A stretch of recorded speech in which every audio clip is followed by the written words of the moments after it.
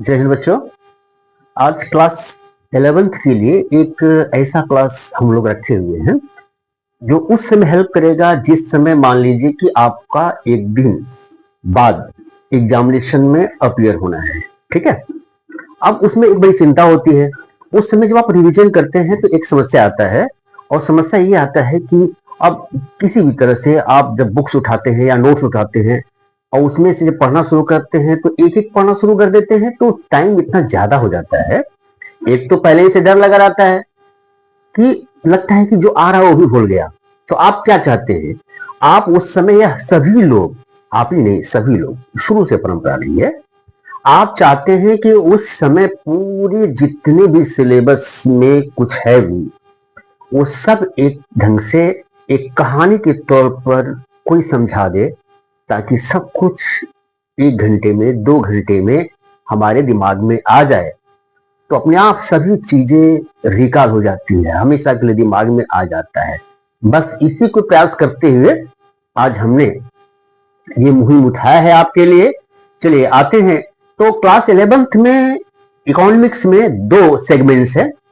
Part A में है that is statistics for economics ये, और दूसरा है इंट्रोडक्टरी माइक्रो इकोनॉमिक्स। तो मैं आज आपके लिए पहला पार्ट लेके चल रहा हूं। चलिए तो हम शुरू होते हैं। तो शुरू होने से पहले जैसे आप कोई काम करते हैं ना, तो आप जो काम बहुत ज्यादा इंपॉर्टेंट है उस पर अधिक जोर देते हैं, जो थोड़ा कम है उससे कम देते हैं। इसी तरह से आपका ये सिलेबस 3 भागों में बटा हुआ है, जिसमें से पहला भाग है introduction, collection of data, organisation of data और प्रेजेंटेशन ऑफ डेटा। इन सबको मिला करके 13 नंबर दिया गया है इस पर। इसका वेटेज कितना है? 13 मार्क्स है। और दूसरा जो सेगमेंट है वो है स्टेटिस्टिकल टूल्स और इंटरप्रिटेशन। इस पर आपको 27 मार्क्स दिया गया है। इसी के हिसाब से हम 40 मार्क्स कंप्लीट करेंगे। चलिए तो पहले हम लोग बात करते हैं इंट्रोडक्शन का। तो स्पष्ट है कि आपको ये जानना है कि इस समय यानी स्टैटिस्टिक्स है क्या, उसी के विषय में बेसिक जानकारी प्राप्त करनी है। तो बेसिक जानकारी प्राप्त करनी है तो स्टैटिस्टिक्स केवल क्लास 11th के स्टूडेंट्स को, विशेष रूप से जो कॉमर्स के स्टूडेंट्स हैं, वो प्योरली स्टैटिस्टिक्स पढ़ने के लिए उनको नहीं दिया जाता है, बल्कि स्टैटिस्टिक्स एक टूल के रूप में इस्तेमाल किया जाता है जो इकोनॉमिक्स में हेल्प करता है पढ़ने के लिए। इसलिए आपका सिलेबस भी बना हुआ है क्या? Statistics for economics. तो जिसके लिए आप स्टेट्स यूज करेंगे वो क्या है, इसलिए इंट्रोडक्शन में आपका पहला जो टॉपिक बनता है वो आता है आपका मीनिंग ऑफ इकोनॉमिक्स। एकदम सिंपल शब्दों में जो आप शुरू से ही क्लास 11 में पढ़ते आए हैं, इसका सीधी सी बात है कि इकोनॉमिक्स है क्या। ठीक है, तो जब भी हम इकोनॉमिक्स की बात करते हैं तो economics is all about to make choices in presence of scarcity of resources. तो इकोनॉमिक्स कुछ नहीं है, अर्थशास्त्र कुछ नहीं है, क्या है, बल्कि ये एक तरीका है जिससे कि तमाम जितने भी आपके पास वांट्स हैं, जितनी भी आपकी आवश्यकताएं हैं, जितनी आपकी इच्छाएं हैं, सबको पूरा करने के लिए रिसोर्स बहुत कम होता है, और उसी रिसोर्स में से प्रायोरिटी के बेसिस पर कैसे चॉइस करेंगे, यही तरीका सिखाता है क्या? इकोनॉमिक्स। अब जैसे मैंने अभी आपको बड़ी आसानी से समझा दिया, क्या ये सब अचानक आया? नहीं, इसी को समझाने के लिए जितने भी अर्थशास्त्री हैं सबने प्रयास किया, और समयानुसार क्रोनोलॉजिकल शुरुआत में 3 लोगों ने क्या कहा इकोनॉमिक्स के लिए, क्या वो परफेक्ट मीनिंग था? तो स्पष्ट है कि शुरुआत में जब भी किसी चीज का इन्वेंशन होता है तो वो परफेक्ट नहीं होता है, लेकिन शुरुआत बहुत बड़ा मायने रखता है ना। वो एक ढंग से बेस तैयार करता है, उसके बाद धीरे धीरे धीरे सुधार होते होते अंततः परफेक्ट हो जाता है। बस ऐसे ही इसकी मीनिंग में है। तो इसीलिए इसके मीनिंग के जो इवोल्यूशन हुए हैं, विकास हुए हैं, तो शुरुआत में इसको जब चेक किया गया तो पूरे जितने भी अर्थशास्त्री थे उनको 4 भागों में बांट दिया गया, इसे 4 ग्रुप कहा गया। पहला ग्रुप है वेल्थ, दूसरा है वेलफेयर, तीसरा है स्कैर्सिटी और चौथा है ग्रोथ। तो वेलफेयर ग्रुप में केवल एक इकोनॉमिस्ट नहीं थे, कई इकोनॉमिस्ट थे, लेकिन उसमें से जो ग्रुप लीडर था वो थे आपके एडम स्मिथ। और एडम स्मिथ ने इकोनॉमिक्स को क्या कहा? Science of wealth. इन धन बनाने की जो विद्या है, जो टेक्निक है, उसे ही अर्थशास्त्र कहते हैं, उसे इकोनॉमिक्स कहते हैं। और इसको कई लोगों ने सपोर्ट किया, जेबीसी ने सपोर्ट किया, जेम्स मिल ने सपोर्ट किया, लगभग सबका मूला जल यही विचार था। तो ये बड़ा बाद में आते आते खतरनाक होता चला गया, है ना। सबका दिमाग में कि कुछ भी करो, चोरी चमारी कुछ भी करो, पैसा कमाओ। सीधी सी बात है, पैसा कमाने के लिए जो तरीके हैं वही अर्थशास्त्र है। बाद में देखा गया नहीं भाई, ये तो बहुत खराब बात है, इस बातों में तो बड़ी दिक्कतें आती है, इन सामाजिक पूरी व्यवस्था ही खराब हो जाएगी। तब इसमें सुधार किया गया, है ना। तब इसमें सुधार किया गया, इसलिए देखिए वेलफेयर की बात आती है कि नहीं भाई, अगर केवल धन कमाने की विद्या है तब तो समाज में ये उथल पुथल मचा देगा, समाज के कामों में हेल्प नहीं करेगा। तो ऐसे कंडीशन में निश्चित तौर से दूसरा जो ग्रुप बना, उस ग्रुप का जो लीडर था वो था एडम स्मिथ। और एडम स्मिथ ने स्पष्टली सीधी सी बात कहा कि economics is the science of the behaviour of the Mankind, यानी मानव के व्यवहार का भी अध्ययन करता है। धन तो चाहिए, लेकिन मानव के व्यवहार का भी उसमें अध्ययन किया जाता है। इसलिए ऑर्डिनरी बिजनेस ऑफ लाइफ की उन्होंने बात की। तो ऑर्डिनरी बिजनेस ऑफ लाइफ में सीधी सी बात है कि हम केवल स्पेशल पैसे की केवल बात ना करेंगे, समाज में जितनी भी एक्टिविटीज होती हैं उनको ध्यान में रखते हुए बात करेंगे। फिर देखा गया कि नहीं, इसका तो जो विस्तार होता जा रहा है, मेन मुद्दा तो हटता जा रहा है ना। कौन सा? आर्थिक। तो ऐसे कंडीशन में जो साइंटिफिक विचार होना चाहिए मीनिंग में, वो नहीं दिखाई दिया।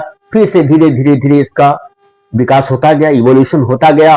और तीसरा ग्रुप सामने आया जिसको स्कैर्सिटी डेफिनेशन कहा गया, और लियोनेल रॉबिन्स इसके हेड थे।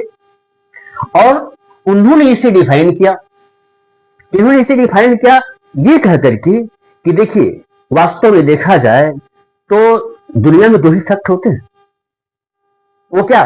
पहला होता है वांट्स, जो बहुत ज्यादा है, एक ढंग से इनफाइनाइट है, और उस वांट्स को, उस इच्छाओं को पूरा करने के लिए जिस चीज की आवश्यकता होती है वो है रिसोर्स, जो बहुत ही कम है, बहुत ही कम है। जब तुलना करते हैं तो क्राइसिस हो जाती है। किस चीज की? रिसोर्स की। बस अगर इसी का अध्ययन किया जाए ह्यूमन बिहेवियर में तो ये अर्थशास्त्र हो जाता है, इकोनॉमिक्स हो जाता है, इनका कहना था। अब ये तीनों लोग जो भी है, जिस बातों को ध्यान उन्होंने दिया अर्थशास्त्र को समझाने में, तो वहां पर एक बात स्पष्ट हो जाता है क्या, कि हम सभी लोग वर्तमान की बात किए।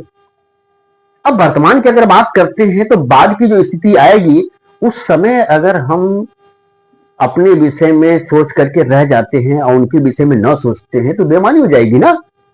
बस इसीलिए इन लोगों के जो प्रेजेंट में विचार था अर्थशास्त्र के विषय में, उन्होंने कहा कि केवल अभी के लिए मत सोचिए, फ्यूचर के लिए भी सोचिए। तब ऐसे कंडीशन में जब इनको मिला करके प्रेजेंट और फ्यूचर दोनों के लिए सोचा गया, इसका मतलब इन लोगों ने बहुत अच्छा एडवांस सोचा, इसलिए उसको ग्रोथ डेफिनेशन कहा गया। और पॉल सैमुएल्सन उसके हेड थे। इस ढंग से 4 ग्रुप में मिल करके इन लोगों ने परफेक्ट डेफिनेशन दिया कि इसका इकोनॉमिक्स का, जो मैंने शुरू में आपसे कहा था। तो अर्थशास्त्र के विषय में जानकारी तो हमें प्राप्त होगी, इकोनॉमिक्स के विषय में जानकारी तो आपको प्राप्त होगी, है ना। इसको हम लोग पढ़ते हैं अपने सब्जेक्ट में, कॉमर्स में, लेकिन इसको पढ़ने के लिए स्टैटिस्टिक्स की आवश्यकता पड़ती है। ये भी एक इंडिपेंडेंट सब्जेक्ट है, लेकिन यहां पर एक टूल है। चलिए, तो अब स्टैटिस्टिक्स के विषय में जानकारी प्राप्त कर लें, है ना। यानी जिस टूल्स का हम इस्तेमाल करेंगे, किसमें? इकोनॉमिक्स में, सीधी सी बात है। तो वो है कैसा, उसकी पूरी जानकारी जब हो जाएगी तो इस्तेमाल करना आसान हो जाएगा। बस इसीलिए आ जाते हैं next one, meaning of statistics. तो स्टैटिस्टिक्स की मीनिंग क्या होती है? अब देखिए, कॉमनली अगर स्टैटिस्टिक्स की बात किया जाए ना, तो लोग क्या कहते हैं, ये तो एक संख्या है, ये तो क्वांटिटी है। बिल्कुल सही, आप कोई गलत नहीं है, संख्या तो जरूर है। अब मान लीजिए ऐसे हम मेरली केवल संख्या की बात करें, 2, 4, 10, 5, 20, लेकिन ये संख्या कुछ बताता थोड़ा है। तो ये कहता है ऐसी बात नहीं, उस संख्या की बात करिए जो संख्या कुछ सूचना दे।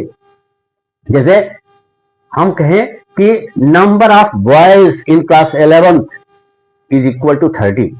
किसी क्लास में हम ये कहें कि 50 बच्चों में से जो 30 बच्चे हैं वो लड़के हैं, इससे हमें सूचना प्राप्त हुआ क्या उस क्लास में जेंडर के विषय में। इसलिए ये जो नंबर है ये कोई क्वांटिटी नहीं है, इसे कहते हैं क्वांटिटेटिव इंफॉर्मेशन। अब आगे चलते हैं, क्या क्या क्वांटिटेटिव इंफॉर्मेशन को ही स्टैटिस्टिक्स कहते हैं। एक बात आपको बताना चाहेंगे, मेरे हर बातों में हर क्वेश्चन का आंसर मिलेगा आपको, इसलिए केवल आप सुनते जाइए और बाद में आप क्वेश्चन जैसे ही पढ़ेंगे उसका आंसर आपको मिलता चला जाएगा। तो स्पष्ट हो गया कि सभी क्वांटिटेटिव इंफॉर्मेशन स्टैटिस्टिक्स नहीं होता है। तो क्या होता है, इसको जानने के लिए स्टैटिस्टिक्स को दो सेंस से पढ़ना पड़ेगा, दो तरीके से पढ़ना पड़ेगा, ठीक है, जिसमें से पहला होता है प्लूरल सेंस, दूसरा होता है सिंगुलर सेंस। अब यदि प्लूरल सेंस में स्टैटिस्टिक्स की मीनिंग जानना चाहेंगे तो अब हम आगे बढ़ते हैं इसी क्वांटिटेटिव इंफॉर्मेशन से। क्या कि अगर कोई भी क्वांटिटेटिव इंफॉर्मेशन की हम बात करें तो क्या ये स्टैटिस्टिक्स है, तो लोग कहते हैं नहीं। जैसे कि क्लास 11th में मान लीजिए कि किसी स्कूल में 40 बच्चे हैं, ठीक है, ये केवल क्वांटिटेटिव इंफॉर्मेशन है। और अगर मैं फिर कहूं इस 40 बच्चों में से 20 बच्चे लड़के हैं और 20 लड़कियां हैं, ठीक है, इसका मतलब क्या कि अब मैं एक नहीं दो क्वांटिटेटिव इंफॉर्मेशन की बात की। अगर इसकी हम बात करेंगे क्या दो क्वांटिटेटिव इंफॉर्मेशन या दो से अधिक क्वांटिटेटिव इंफॉर्मेशन की, तो इसे कहते हैं एग्रीगेट ऑफ द फैक्ट्स। और अगर इसकी बात करते हैं तो ये स्टैटिस्टिक्स है। आप कह सकते हैं सर क्यों है, देखते रहिए धीरे धीरे लॉजिकली। इसलिए है कि अगर यहां पर दो क्वांटिटेटिव इंफॉर्मेशन की हम बात करते हैं ना तो दोनों से तुलना कर सकते हैं, है ना, एक दूसरे पर रिप्लेस कर सकते हैं। और अगर एक दूसरे पर रिप्लेस कर सकते हैं तब ये क्वांटिटेटिव इंफॉर्मेशन आपका स्टैटिस्टिक्स है। अगर तुलना कर सकते हैं तो निश्चित तौर से इसके हिसाब से हमें क्या फायदा होगा, हम किसी रिजल्ट पर पहुंच सकते हैं। तब ऐसे कंडीशन में हम आराम से कह सकते हैं क्या कि ऐसे एक से अधिक यानी दो या दो से अधिक कोई भी क्वांटिटेटिव इंफॉर्मेशन यानी एग्रीगेट ऑफ द फैक्ट्स की अगर बात करें जिसकी तुलना करने पर हम किसी रिजल्ट पर पहुंच जाए तो उसे हम कहेंगे प्लूरल सेंस ऑफ स्टैटिस्टिक्स। इसलिए कभी भी एक सिंगल क्वांटिटेटिव इंफॉर्मेशन स्टैटिस्टिक्स नहीं हो सकता है। अब इसके आगे चलते हैं तो दूसरा सेंस होता है सिंगुलर सेंस। और अगर सिंगुलर सेंस की बात करते हैं तो सिंगुलर सेंस स्टैटिस्टिक्स क्या होता है, ये टूल्स मेथड ऑफ स्टैटिस्टिक्स है। आप कह सकते हैं सर स्टैटिस्टिक्स का नाम भी ले रहे हैं और कहते हैं सिंगुलर सेंस की मीनिंग में ये मेथड ऑफ स्टैटिस्टिक्स, ये टेक्निक ऑफ द स्टैटिस्टिक्स है। तो यहां पर इस स्टैटिस्टिक्स का मतलब क्या है, यही plural sense of the statistics है।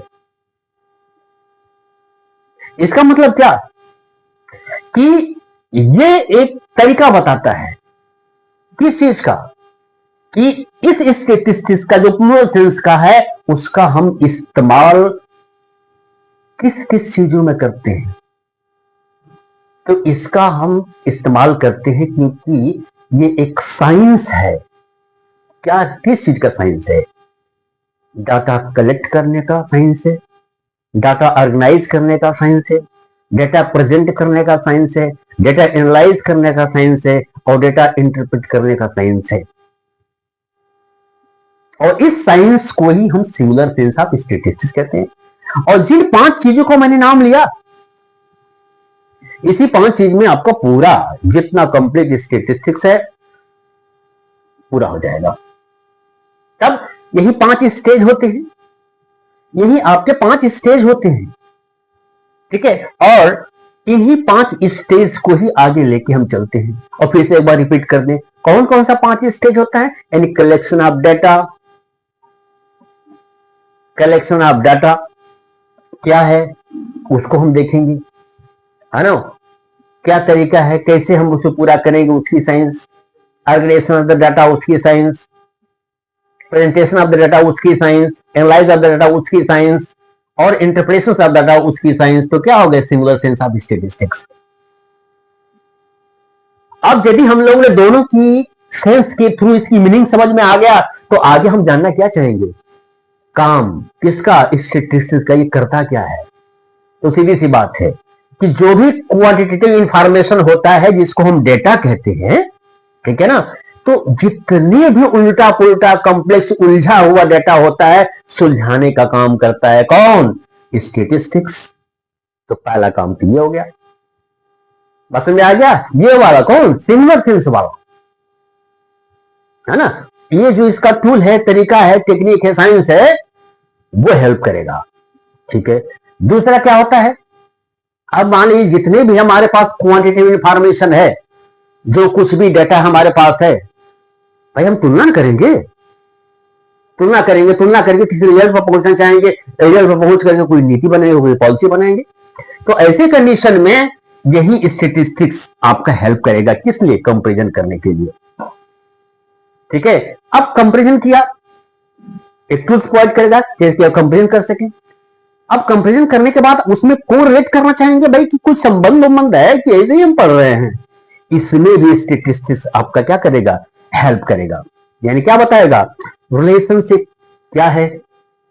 इसके बाद जब आते हैं तो निश्चित तौर से सब रिलेशनशिप अगर पता चल गया है, तो अंततः हम उसका इस्तेमाल करेंगे ना भाई, ठीक है। मान कोई इकोनॉमिक पॉलिसी बनानी है तो उसका हम इस्तेमाल करेंगे। अब मान लीजिए कि किसी व्यक्ति के अधिक काम करने पर उसका इनकम बढ़ता है, अगर इसी का रिलेशनशिप जानना हुआ और इसमें हमने जितना भी डाटा कलेक्ट किया, डाटा के अनुभव के बेसिस पर अगर हम पक्का हो गए क्या, जो जितना मेहनत करेगा उतनी कमाई करेगी, तो हम एक रिजल्ट पर पहुंच गए ना। और इसी रिजल्ट का हम आगे क्या करेंगे?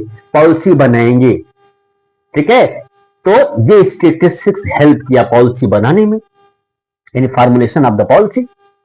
इस तरह से स्टैटिस्टिक्स का क्या काम है, ये हमको समझ में आ गया। अब जब ये समझ में आ गया, तो आप कह सकते हैं सर कि स्टैटिस्टिक्स हम पढ़ रहे हैं एक हथियार के रूप में, एक टूल के रूप में, जिसका इस्तेमाल करेंगे इकोनॉमिक्स को पढ़ने में। चलिए चलते हैं, कैसे कैसे हेल्प करेगा इकोनॉमिक्स में। तो ये टॉपिक बन जाता है आपका इंपॉर्टेंस ऑफ स्टैटिस्टिक्स। और इस टॉपिक में हम ये जानना चाहेंगे कि कैसे हेल्प करता है। तो भाई किसी भी तरह से अगर आप बताना चाहेंगे कि कोई भी प्रॉब्लम, इकोनॉमिक प्रॉब्लम कैसे है, तो आप कुछ भी बोल देंगे, लोग मान जाएंगे? नहीं, बिना स्टैटिस्टिक्स के अगर आप किसी भी प्रॉब्लम को बताना चाहें तो इकोनॉमिक प्रॉब्लम नहीं होगा। इसलिए अगर आप किसी भी प्रॉब्लम में स्टैटिस्टिक्स का इस्तेमाल करते हैं, तो ऐसे कंडीशन में आप बता सकते हैं कि वो इकोनॉमिक प्रॉब्लम है। तो इकोनॉमिक प्रॉब्लम की एक्सप्रेशन में, यानी एक्सप्रेशन ऑफ इकोनॉमिक प्रॉब्लम में आप इस्तेमाल करते हैं कि इसका स्टैटिस्टिक्स का। जैसे आप कह सकते हैं, मान लीजिए कि आप ये कहिए कि इस समय इंडिया में बहुत ज्यादा बेरोजगारी है, मान लीजिए आपने कह दिया, तो आप 100 बार रटिए, कोई मानेगा नहीं जब तक कि आप प्रूफ न दें। प्रूफ के लिए क्या देंगे आप? डेटा, यानी स्टैटिस्टिक्स। और जब प्रूफ दे देते हैं तो लोग मान जाएंगे। तो प्रूफ देने के लिए आपने किसका हेल्प लिया? स्टैटिस्टिक्स का हेल्प लिया, यानी डाटा का हेल्प लिया। That's why statistics is important for economics. चलिए, दूसरा है इकोनॉमिक फोरकास्टिंग। अब मान ली आर्थिक भविष्यवाणी करना है, भविष्यवाणी तो होती है, ठीक है, लेकिन उस अधिकांशतः भविष्यवाणी को लोग नहीं मानते हैं। तो आर्थिक भविष्यवाणी को, इकोनॉमिक फोरकास्टिंग को लोग क्यों मानेंगे भाई? इसलिए मानेंगे आप प्रूफ देंगे। अब देखिए कैसे प्रूफ दे रहे हैं। मान लीजिए आप कह सकते हैं कि इस समय टोमेटो की प्राइस दिन प्रतिदिन घट रहा है। चलिए, क्यों लोग मानेंगे? तो आप काउंट कराएंगे क्या कि मान लीजिए कि आज कौन सा दिन है, मान लिया आज संडे है। अब आज अगर संडे है तो आप बताएंगे कि सैटरडे को प्राइस इसका था ₹20 पर किलोग्राम, फ्राइडे को इसका था ₹22 पर किलोग्राम, थर्सडे को था ₹25 पर किलोग्राम। तो थर्सडे फ्राइडे सैटरडे आते आते प्राइसेस लगभग कम होता गया, तो आप कह सकते हैं संडे को भी प्राइसेस का कम होगा, तब लोग मानेंगे। तो आपने जो 3-4 दिन के प्राइसेस की बात की वो क्या है, क्वांटिटी इंफॉर्मेशन इन स्टैटिस्टिक्स का आपने हेल्प लिया, क्या बताने के लिए कि अगर शनिवार तक प्राइस गिरता गया तो संडे को भी गिरेगा। इसे कहते हैं इकोनॉमिक फोरकास्टिंग। और आपने हेल्प लिया किसका, स्टैटिस्टिक्स का, इसको बताने के लिए। नेक्स्ट होता है इकोनॉमिक पॉलिसीज। अब मान लीजिए कि कोई भी अर्थशास्त्री इकोनॉमिक पॉलिसीज बनाना चाहता है, ठीक है, ताकि अर्थव्यवस्था में विकास हो किसी भी कंट्री में, ठीक है, तो कैसे बनाएगा? क्या बिना स्टैटिस्टिक्स बना पाएगा? बिल्कुल नहीं बना पाएगा, ठीक है। अब मान लीजिए जो बन चुका उसकी बात करते हैं। अब लाभ डिमांड की आप बात करिए। लाभ डिमांड क्या कहता है कि किसी गुड्स की प्राइस अगर इंक्रीज होगा तो उसकी क्वांटिटी डिक्रीज होगी। क्या ये भगवान ने कहा था? नहीं। अब इसका इन्वेस्टिगेशन किया गया, पता किया गया कि अगर लगातार प्राइस को आप बढ़ाते चले जाइए किसी भी गुड्स का, और रिएक्शन देखिए समाज में क्या होता है, तो समाज में रिएक्शन होता है कि प्राइस बढ़ने के साथ साथ लोगों की परचेजिंग पावर कम होती जाती। ऐसे कंडीशन में अगर जरूरी भी है सामान खरीदना तो पहले से कम क्वांटिटी खरीद कर काम चला लेंगे। इस स्टेटमेंट से और इस अनुभव से पता चला कि अगर प्राइस बढ़ेगा तो निश्चित तौर से लोग उसकी कम क्वांटिटी परचेज करेंगे। हो गया लाभ डिमांड। तो इसमें यहां तक आने के लिए आपको हेल्प लेना पड़ा क्या, स्टैटिस्टिक्स का, यानी क्वांटिटेटिव इंफॉर्मेशन का। सीधी सी बात है। तो ये हेल्प किया किसमें, कंस्ट्रक्शन ऑफ इकोनॉमिक पॉलिसीज में। नेक्स्ट है इंटरसेक्टरल एंड इंटरटेम्पोरल कंपैरिजन। तो हम ये जान गए इंटरसेक्टरल कंपैरिजन का मतलब होता है किसी दो या दो से अधिक सेक्टर्स के थ्रू कंपैरिजन करना। जैसे आप जानते हैं कि अगर हम किसी भी इकोनॉमी को 3 सेक्टर में बांटते हैं, ठीक है, प्राइमरी सेक्टर, सेकेंडरी सेक्टर और टर्शियरी सेक्टर।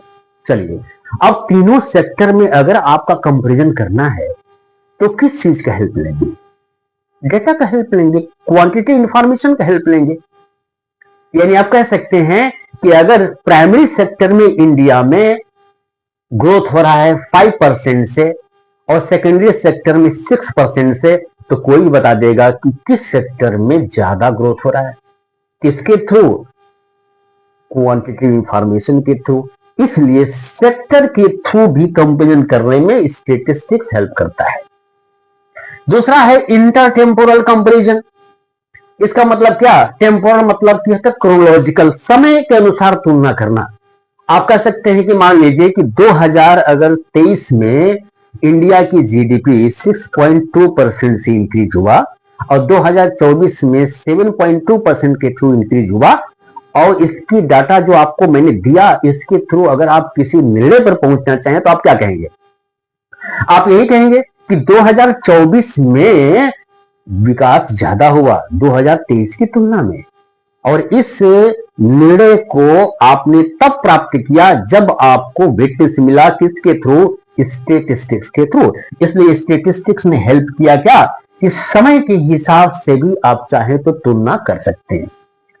इसीलिए स्टैटिस्टिक्स यहां आप देखिए कि ऐसे कंडीशन में हेल्प किया, ठीक है, किसके लिए, इकोनॉमिस्ट के लिए। इसीलिए स्टैटिस्टिक्स जो है इंपॉर्टेंट है ना। कोई भी चीज या कोई भी व्यक्ति इंपॉर्टेंट होता है जब किसी काम में आए तो, है ना। क्या निकम्मे कभी इंपॉर्टेंट होते हैं? बिल्कुल नहीं होते। इसलिए इंपॉर्टेंट होना जरूरी है। चलिए, ये हम लोगों ने देख लिया, है ना।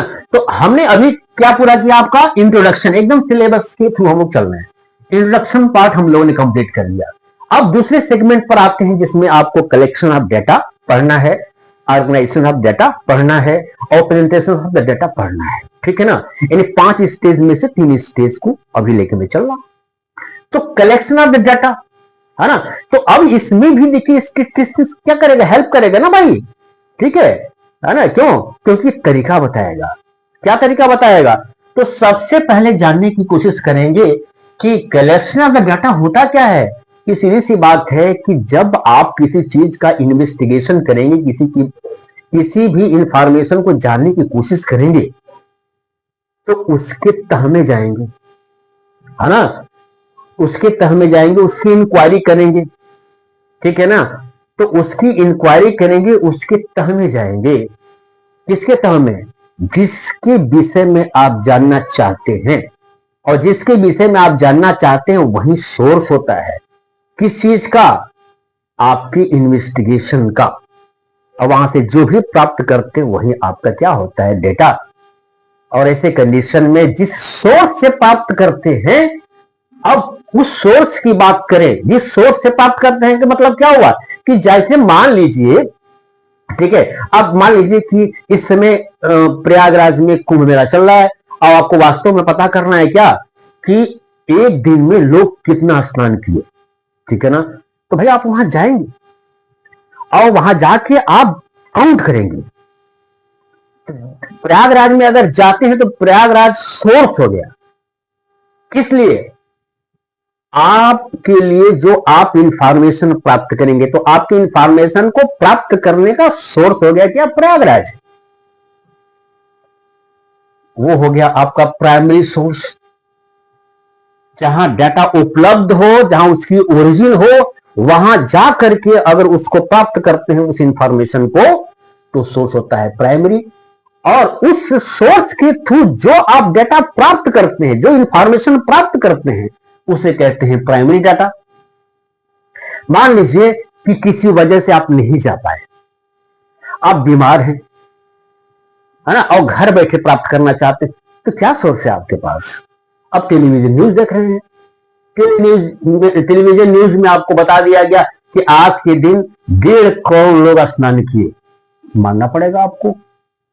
इसका मतलब क्या कि न्यूज वाले ने डाटा कलेक्ट किया और आपको बता दिया, है ना। इसका मतलब क्या कि डाटा का जहां ओरिजिन है, यानी प्रयागराज, आप वहां नहीं गए, दूसरा गया, डाटा कलेक्ट किया और आपको बताया, और उसके थ्रू जो भी इंफॉर्मेशन आपने प्राप्त किया वो आपका हो गया सेकेंडरी सोर्स, और जो इंफॉर्मेशन आपने प्राप्त किया वही हो गया सेकेंडरी डाटा।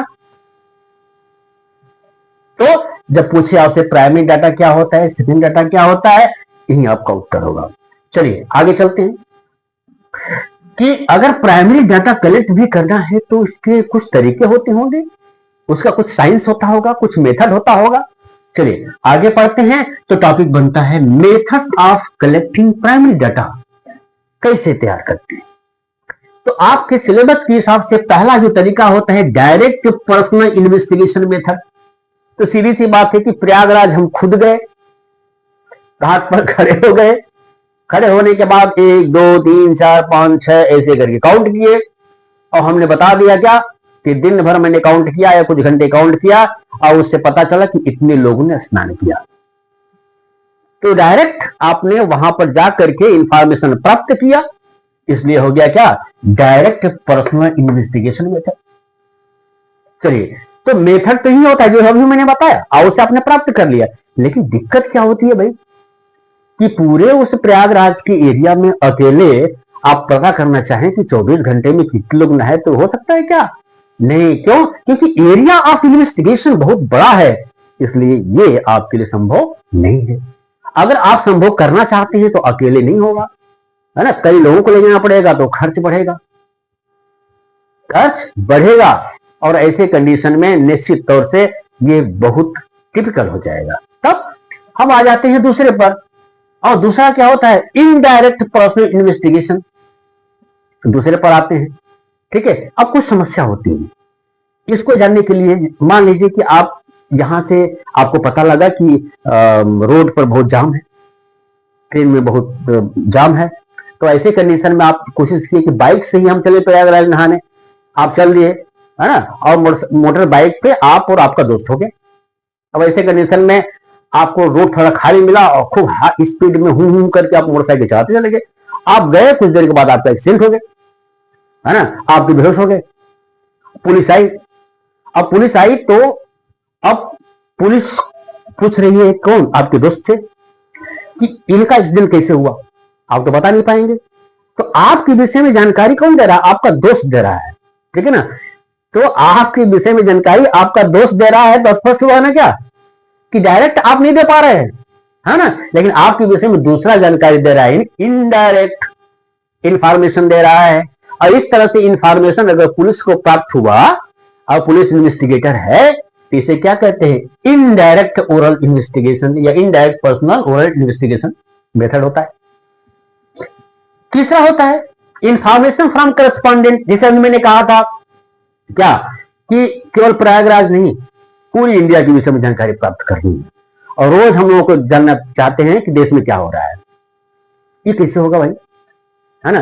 तो न्यूज़पेपर के थ्रू आप जानना चाहते हैं, आप टेलीविजन के थ्रू जानना चाहते हैं, रेडियो के थ्रू जानना चाहते हैं, एफएम के थ्रू जानना चाहते हैं। मैंने जो नाम लिया है ना, ये क्या है, सोर्स है, जो मैं नाम लिया है सोर्स है। तो ये क्या करते हैं, यही डाटा कलेक्ट करते हैं, इंफॉर्मेशन कलेक्ट करते हैं। अब इंफॉर्मेशन कैसे कलेक्ट करते हैं, तो हर एरिया में एक एक व्यक्ति को अपॉइंट कर देते हैं, जिनको इनकी भाषा में करेस्पॉन्डेंट कहते हैं, और अपने अपने एरिया में सूचना प्राप्त करते हैं, इंफॉर्मेशन प्राप्त करते हैं, जिसको आप न्यूज कहते हैं। और उनके थ्रू जो डाटा कलेक्ट होता है उसे कहते हैं तीसरा क्या, इंफॉर्मेशन फ्रॉम करेस्पॉन्डेंस से भी आपको डाटा कलेक्ट हो गया।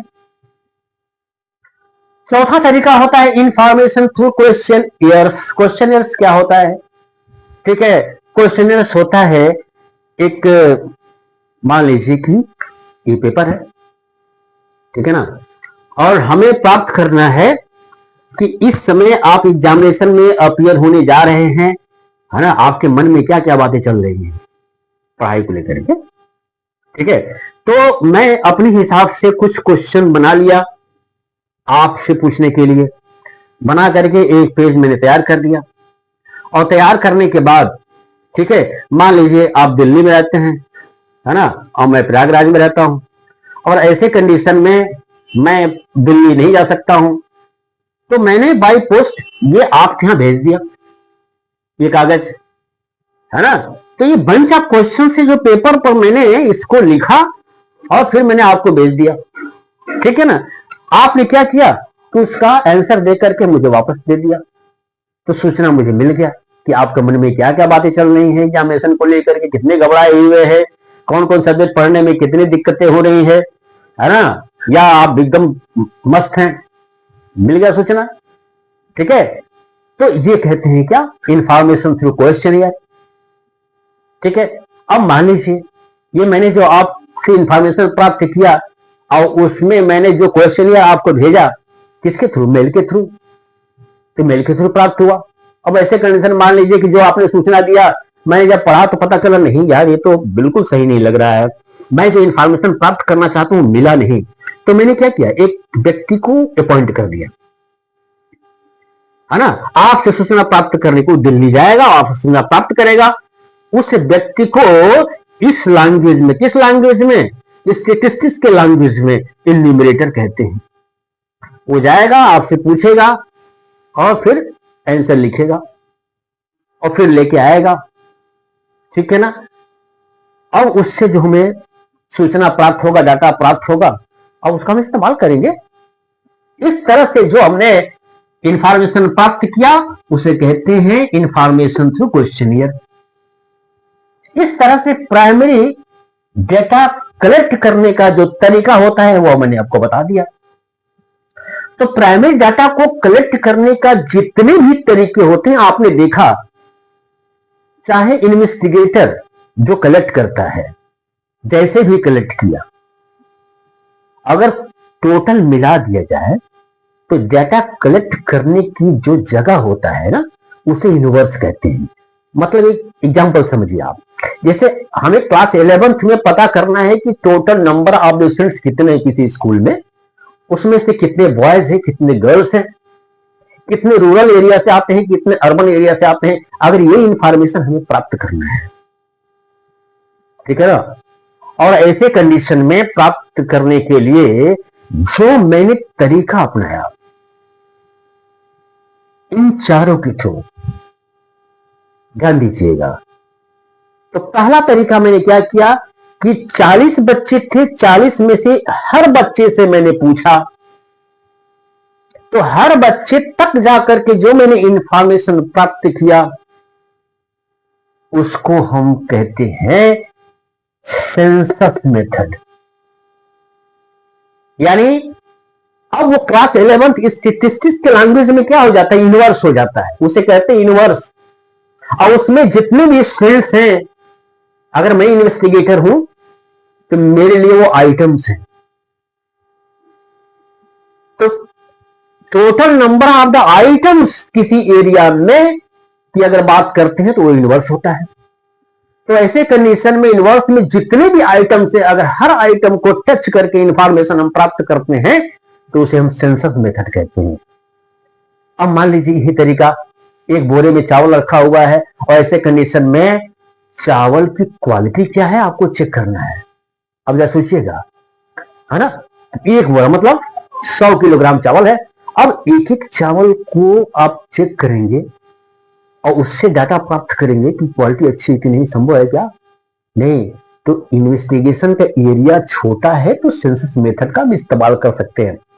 हमने एक अभी एग्जांपल आपको बताया कि कहां इसकी यूटिलिटी है, कहां यूज कर सकते हैं। और एरिया अगर छोटा है तो सेंसस मेथड चल जाएगा, एरिया बहुत बड़ा है तो एक एक को टच नहीं कर सकते हैं। अब कर सकते हैं, तब क्या करेंगे?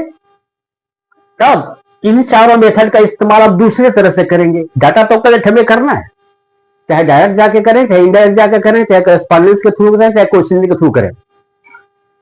तो हम क्या करेंगे, चावल के सब बोरे में जितने भी दाने हैं, ग्रेन्स है, सबको टच न करके उसमें से 2-4 दाने उठा लिए। तो 2-4 दाने उठा करके और बाकी के पूरे उस बोरे में जितने भी दाने हैं उनके विषय में जो भी हम बताना चाहेंगे उस मेथड को हम सिंपल मेथड कहेंगे, है ना। यानी वही 4-5 दाना बोरे में बाकी सभी जितने भी दाने हैं उनको रिप्रेजेंट करेंगे और मान के चलेंगे 4 दाना जो कह रहा है वही सभी दाने कहेंगे। इसे हम सिंपल मेथड कहते हैं। इस ढंग से 2 तरह से हम इस्तेमाल कर सकते हैं क्या, इंफॉर्मेशन कलेक्ट करना। चलिए ये बात तो हो गई। अब इसी जो सिंपल मेथड है, अधिकांशतः आप जानते हैं कि एरिया ऑफ इन्वेस्टिगेशन किसी भी फील्ड में बहुत बड़ा होता है, तो बड़े आधार पर सूचना प्राप्त करने के लिए इसका इस्तेमाल करते हैं। तो एक समस्या आती है क्या कि जैसे अभी मैंने कहा कि एक बोरे में जितने भी चावल है उसमें से 2-4 दाना उठा करके हम बता सकते हैं कि क्वालिटी क्या है। तो भाई वो 2-4 दाना कौन सा होगा, कहां से उठाएंगे? कोने में उठाएंगे, बीच में उठाएंगे, इधर उठाएंगे, उधर उठाएंगे, कहां से उठाएंगे, है ना। या क्लास 11th में मान लीजिए बच्चे हैं और उसमें से 30 बच्चे को उठाकर, 40 नहीं 4000 बच्चे बैठे हुए हैं, हमारे पास समय कम है, हम केवल 10 बच्चों को उठाना चाहते हैं। वो 10 कहां से उठाएंगे? कोने से उठाएंगे, बीच से उठाएंगे, दरवाजे के पास से उठाएंगे, कहां से उठाएंगे? तब कैसे उठाएंगे? यानी कैसे उन आइटम्स में से कुछ आइटम को चुनेंगे। किन आइटम में से? यूनिवर्स में से जितने आइटम हैं, ज्यादा हैं, उसमें से कुछ को चुनेंगे। कैसे चुनेंगे? चुनने के तरीकों को ही कहते हैं मेथड ऑफ सैंपलिंग। अब मेथड ऑफ सैंपलिंग में यानी कैसे हम आइटम्स को सैंपल बनाएंगे, 2 तरह से। एक होता है रेंडम और दूसरा है तो नॉन रेंडम। एक बात बता दें आपसे, किसी भी सब्जेक्ट में जो आपको टॉपिक मिलता है वो अपने आप सूचना दे देता है मैं कौन हूं। और रेंडम का मतलब क्या? अचानक। रेंडम का मतलब बिना सोचे कोई काम करे तो रेंडम हो गया, है ना। इसका मतलब क्या है कि जितने भी आइटम्स है यूनिवर्स में, तो ऐसे में से हम किसी को उठा लेंगे, ये रेंडम हो गया, है ना। अब किसी को उठा लेंगे, रेंडम हो गया। अब ये डायरेक्शन बताएगा कि किसी को कहां कहां उठाएंगे। भाई सबको नहीं उठाना है, किसी को उठा लेंगे। तो किसी को उठाएंगे तो कैसे उठाएंगे कि उसको हम सैंपल मान लेंगे। तो उसमें से पहला तरीका हो जाता है क्या, सैंपलिंग का, यानी आइटम्स को सैंपल बनाने का, जिसे सिंपल मेथड कहते हैं। ठीक है, और सब प्रैक्टिकल होता है। सिंपल मेथड में आप जानते हैं, अब हमें आइटम को चूज करना है, ठीक है ना। तो आप सुनोगे लॉटरी मेथड। अब लॉटरी मेथड में क्या है, अब जैसे मान लीजिए कि किसी क्लास में किसी एक ही स्टूडेंट्स को मॉनिटर बनाना है, लेकिन वहां पर आपका जब इलेक्शन होगा तो दो बच्चे खड़े होंगे, नहीं हम भी बनेंगे, नहीं हम भी बनेंगे, चलो भाई दोनों को ले लो। अब दोनों को लेकर वोटिंग होगा, है ना। अब वोटिंग में गुप्त रखा जाएगा, नहीं तो बाद में मारपीट हो जाएगी, ठीक है, ऐसा नहीं करना है। तो अब दो में दो को उठाएंगे, अब बाकी के जो बच्चे हैं सबका एक छोटा छोटा पुर्जी बना लेंगे, किसका, कागज का, है ना। उस पर नाम लिखा होगा कि भाई हम प्रभात को वोट देंगे, हम श्याम को वोट देंगे। प्रभात श्याम पता नहीं चलेगा, पर्ची बना करके एक कटोरे में डाल दी, ठीक है ना। अब ऐसे मिला देने के बाद किसी को पता नहीं कि हमने किसको किसको क्या दिया, ठीक है। अब उसमें से मान लीजिए कि ये हुआ कि अरे यार इतनी पर्चियां हैं, उनको हम एक एक चेक करेंगे, बड़ा दिक्कत होगा। किसी एक को बुलाया कि चलो भाई तुम पर्ची उठा लो, और जिसकी भी पर्ची मिल जाएगी, जिसकी भी नाम की पर्ची मिल जाएगी, वही मॉनिटर होगा, ठीक है। आप कह सकते हैं कि नहीं सर जानबूझ के आपने ऊपर रखा है, उसी को आप कह रहे हैं उठाने के लिए, हम नहीं करेंगे। हमने कहा ठीक है, एक बच्चे को बुलाओ, आंख बंद करो और डब्बा को ऐसे ऐसे को हिलाओ, हिला दिया। हिलाने के बाद एक पर्ची उठा लिया, आपने पढ़ा श्याम, मॉनिटर बन गया श्याम। इस तरीकों को लाठी मेथड कहते हैं। आपने क्या किया, उसमें से तमाम पुर्जों में से एक पुर्जा उठाया और उसी के बेसिस पर आपने मॉनिटर बना दिया, यानी आपने सिंपल मेथड के थ्रू लाठी सिस्टम को फॉलो किया। लेकिन ये नॉन साइंटिफिक माना जाता है, तो ऐसे कंडीशन में साइंटिफिक मेथड का जितने भी स्टेटिशियंस है उन्होंने इस्तेमाल किया, और उन लोगों ने एक साइंटिफिक टेबल तैयार किया, है ना। और इस मेथड से हम क्या कहते हैं कि इस मेथड से कहते हैं table of random numbers. Table बनता है किसका, रैंडम नंबर्स का। तो इसे टेबल बनता है, टेबल अब जानते हैं क्या होता है, क्या होता है, एक आकार होता है, एक शेप होता है ना, और वो रोज और कॉलम के डिसेक्शन से बनता है। चलिए, तो उसके थ्रू आपको कुछ नंबर्स यहां पर दे दिए जाएंगे, ठीक है ना। अब कहा जाएगा चलो कॉलम 1 2 3 4 में से किसको किसी एक को चुनो, आपको 10 आइटम मिल जाएंगे सैंपल के तौर पे, ठीक है। तो मान लीजिए 400 500 इसमें से आपके पास आइटम दिया हुआ है, उसमें से किसी एक कॉलम किसी रोज को आपने चूज किया, बस वही आपका क्या हो गया, सिंपल हो गया, ठीक है। इसके थ्रू आप पता कर सकते हैं कि कौन सा आइटम सिंपल बनेगा। तो सिंपल मेथड से आपको हो गया, ठीक है। अब थोड़ा सा और हम अंदर गए और हमने इसको क्या किया, हमने इसको, यहां तो क्या था, सिंपल था, है ना। यहां पर अनरिस्ट्रिक्टेड था, कोई रिस्ट्रिक्शन नहीं था, जिसका जो मन में है वैसे फॉलो करे। लेकिन अब कुछ रिस्ट्रिक्शन लग गया, ठीक है। कुछ उद्देश्य की पूरा करने के लिए रिस्ट्रिक्शन लग गया कि नहीं भाई थोड़ा सा ध्यान दीजिएगा, है ना, एकदम गड़बड़ ना होने पाए। और रिस्ट्रिक्शन के साथ जब फॉलो किया गया किस चीज को, आइटम को सिंपल बनाने के लिए, तो उसमें से पहला है स्ट्रेटिफाइड सैंपलिंग। अब स्ट्रेटिफाइड सैंपलिंग क्या होता है कि किसी यूनिवर्स में जितने भी आइटम्स होते हैं ना, उन आइटम्स का ग्रुप बना लिया जाता है, 4 5 6 10 ग्रुप बना लिया गया, ठीक है।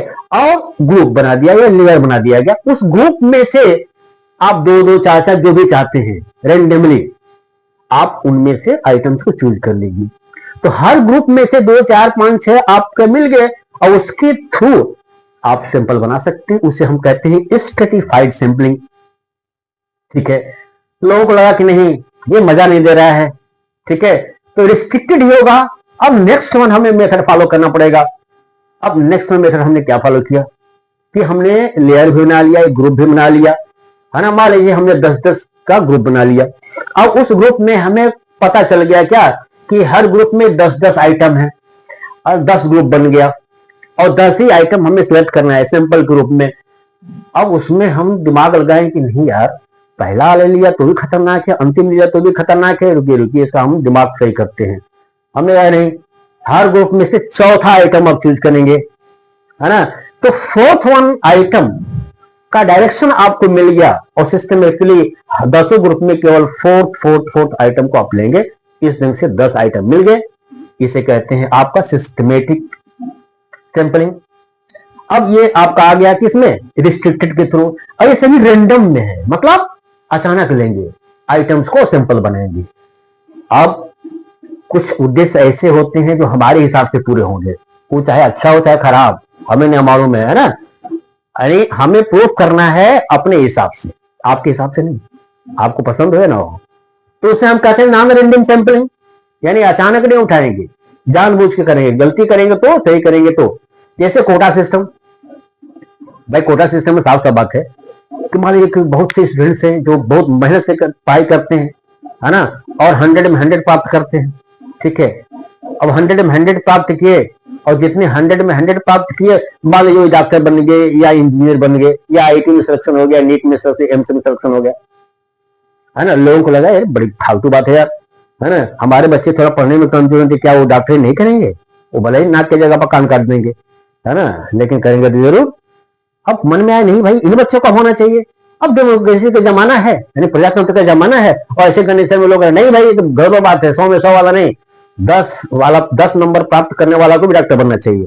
चलो भैया ठीक है, तो उन्होंने क्या किया, कोटा निर्धारित कर दिया, क्या कि जो बच्चे 10 नंबर प्राप्त करते हैं आपको उसमें से 2 डॉक्टर बनाना है ना।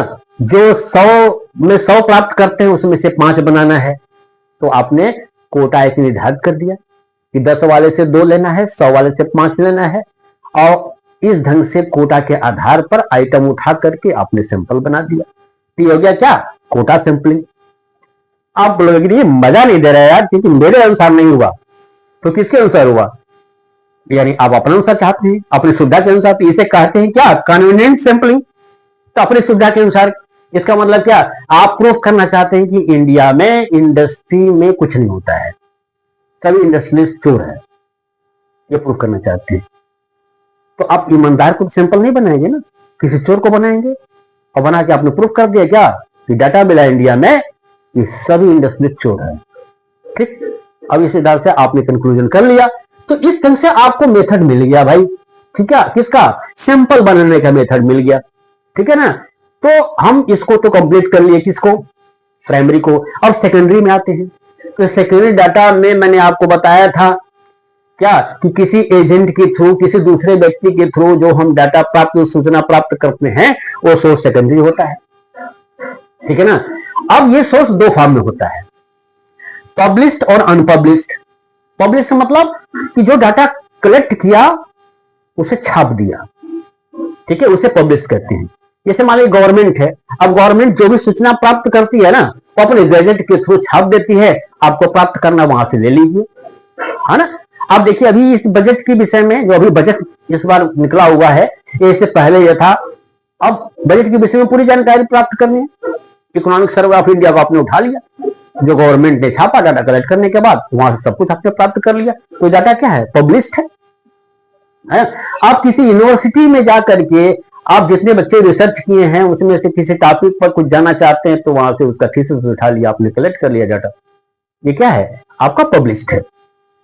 अनपब्लिश्ड या जो नॉन पब्लिश्ड होता है, वो वास्तव में विशेष रूप से गवर्नमेंट में जो पोर्टफोलियोज होती है ना, उनके पास होता है, वो डाटा पब्लिश नहीं करते हैं क्योंकि वो सीक्रेट होता है, और बहुत स्पेशल रिक्वेस्ट पर आप मान लीजिए ऑथेंटिक है, प्राप्त करना है, तो वहां जाके प्राप्त कर सकते हैं, वो आपकी सूचना काम में आ जाएगा। चलिए ठीक है, तो ये पब्लिश सोर्स हो गया, अनपब्लिश सोर्स हो गया।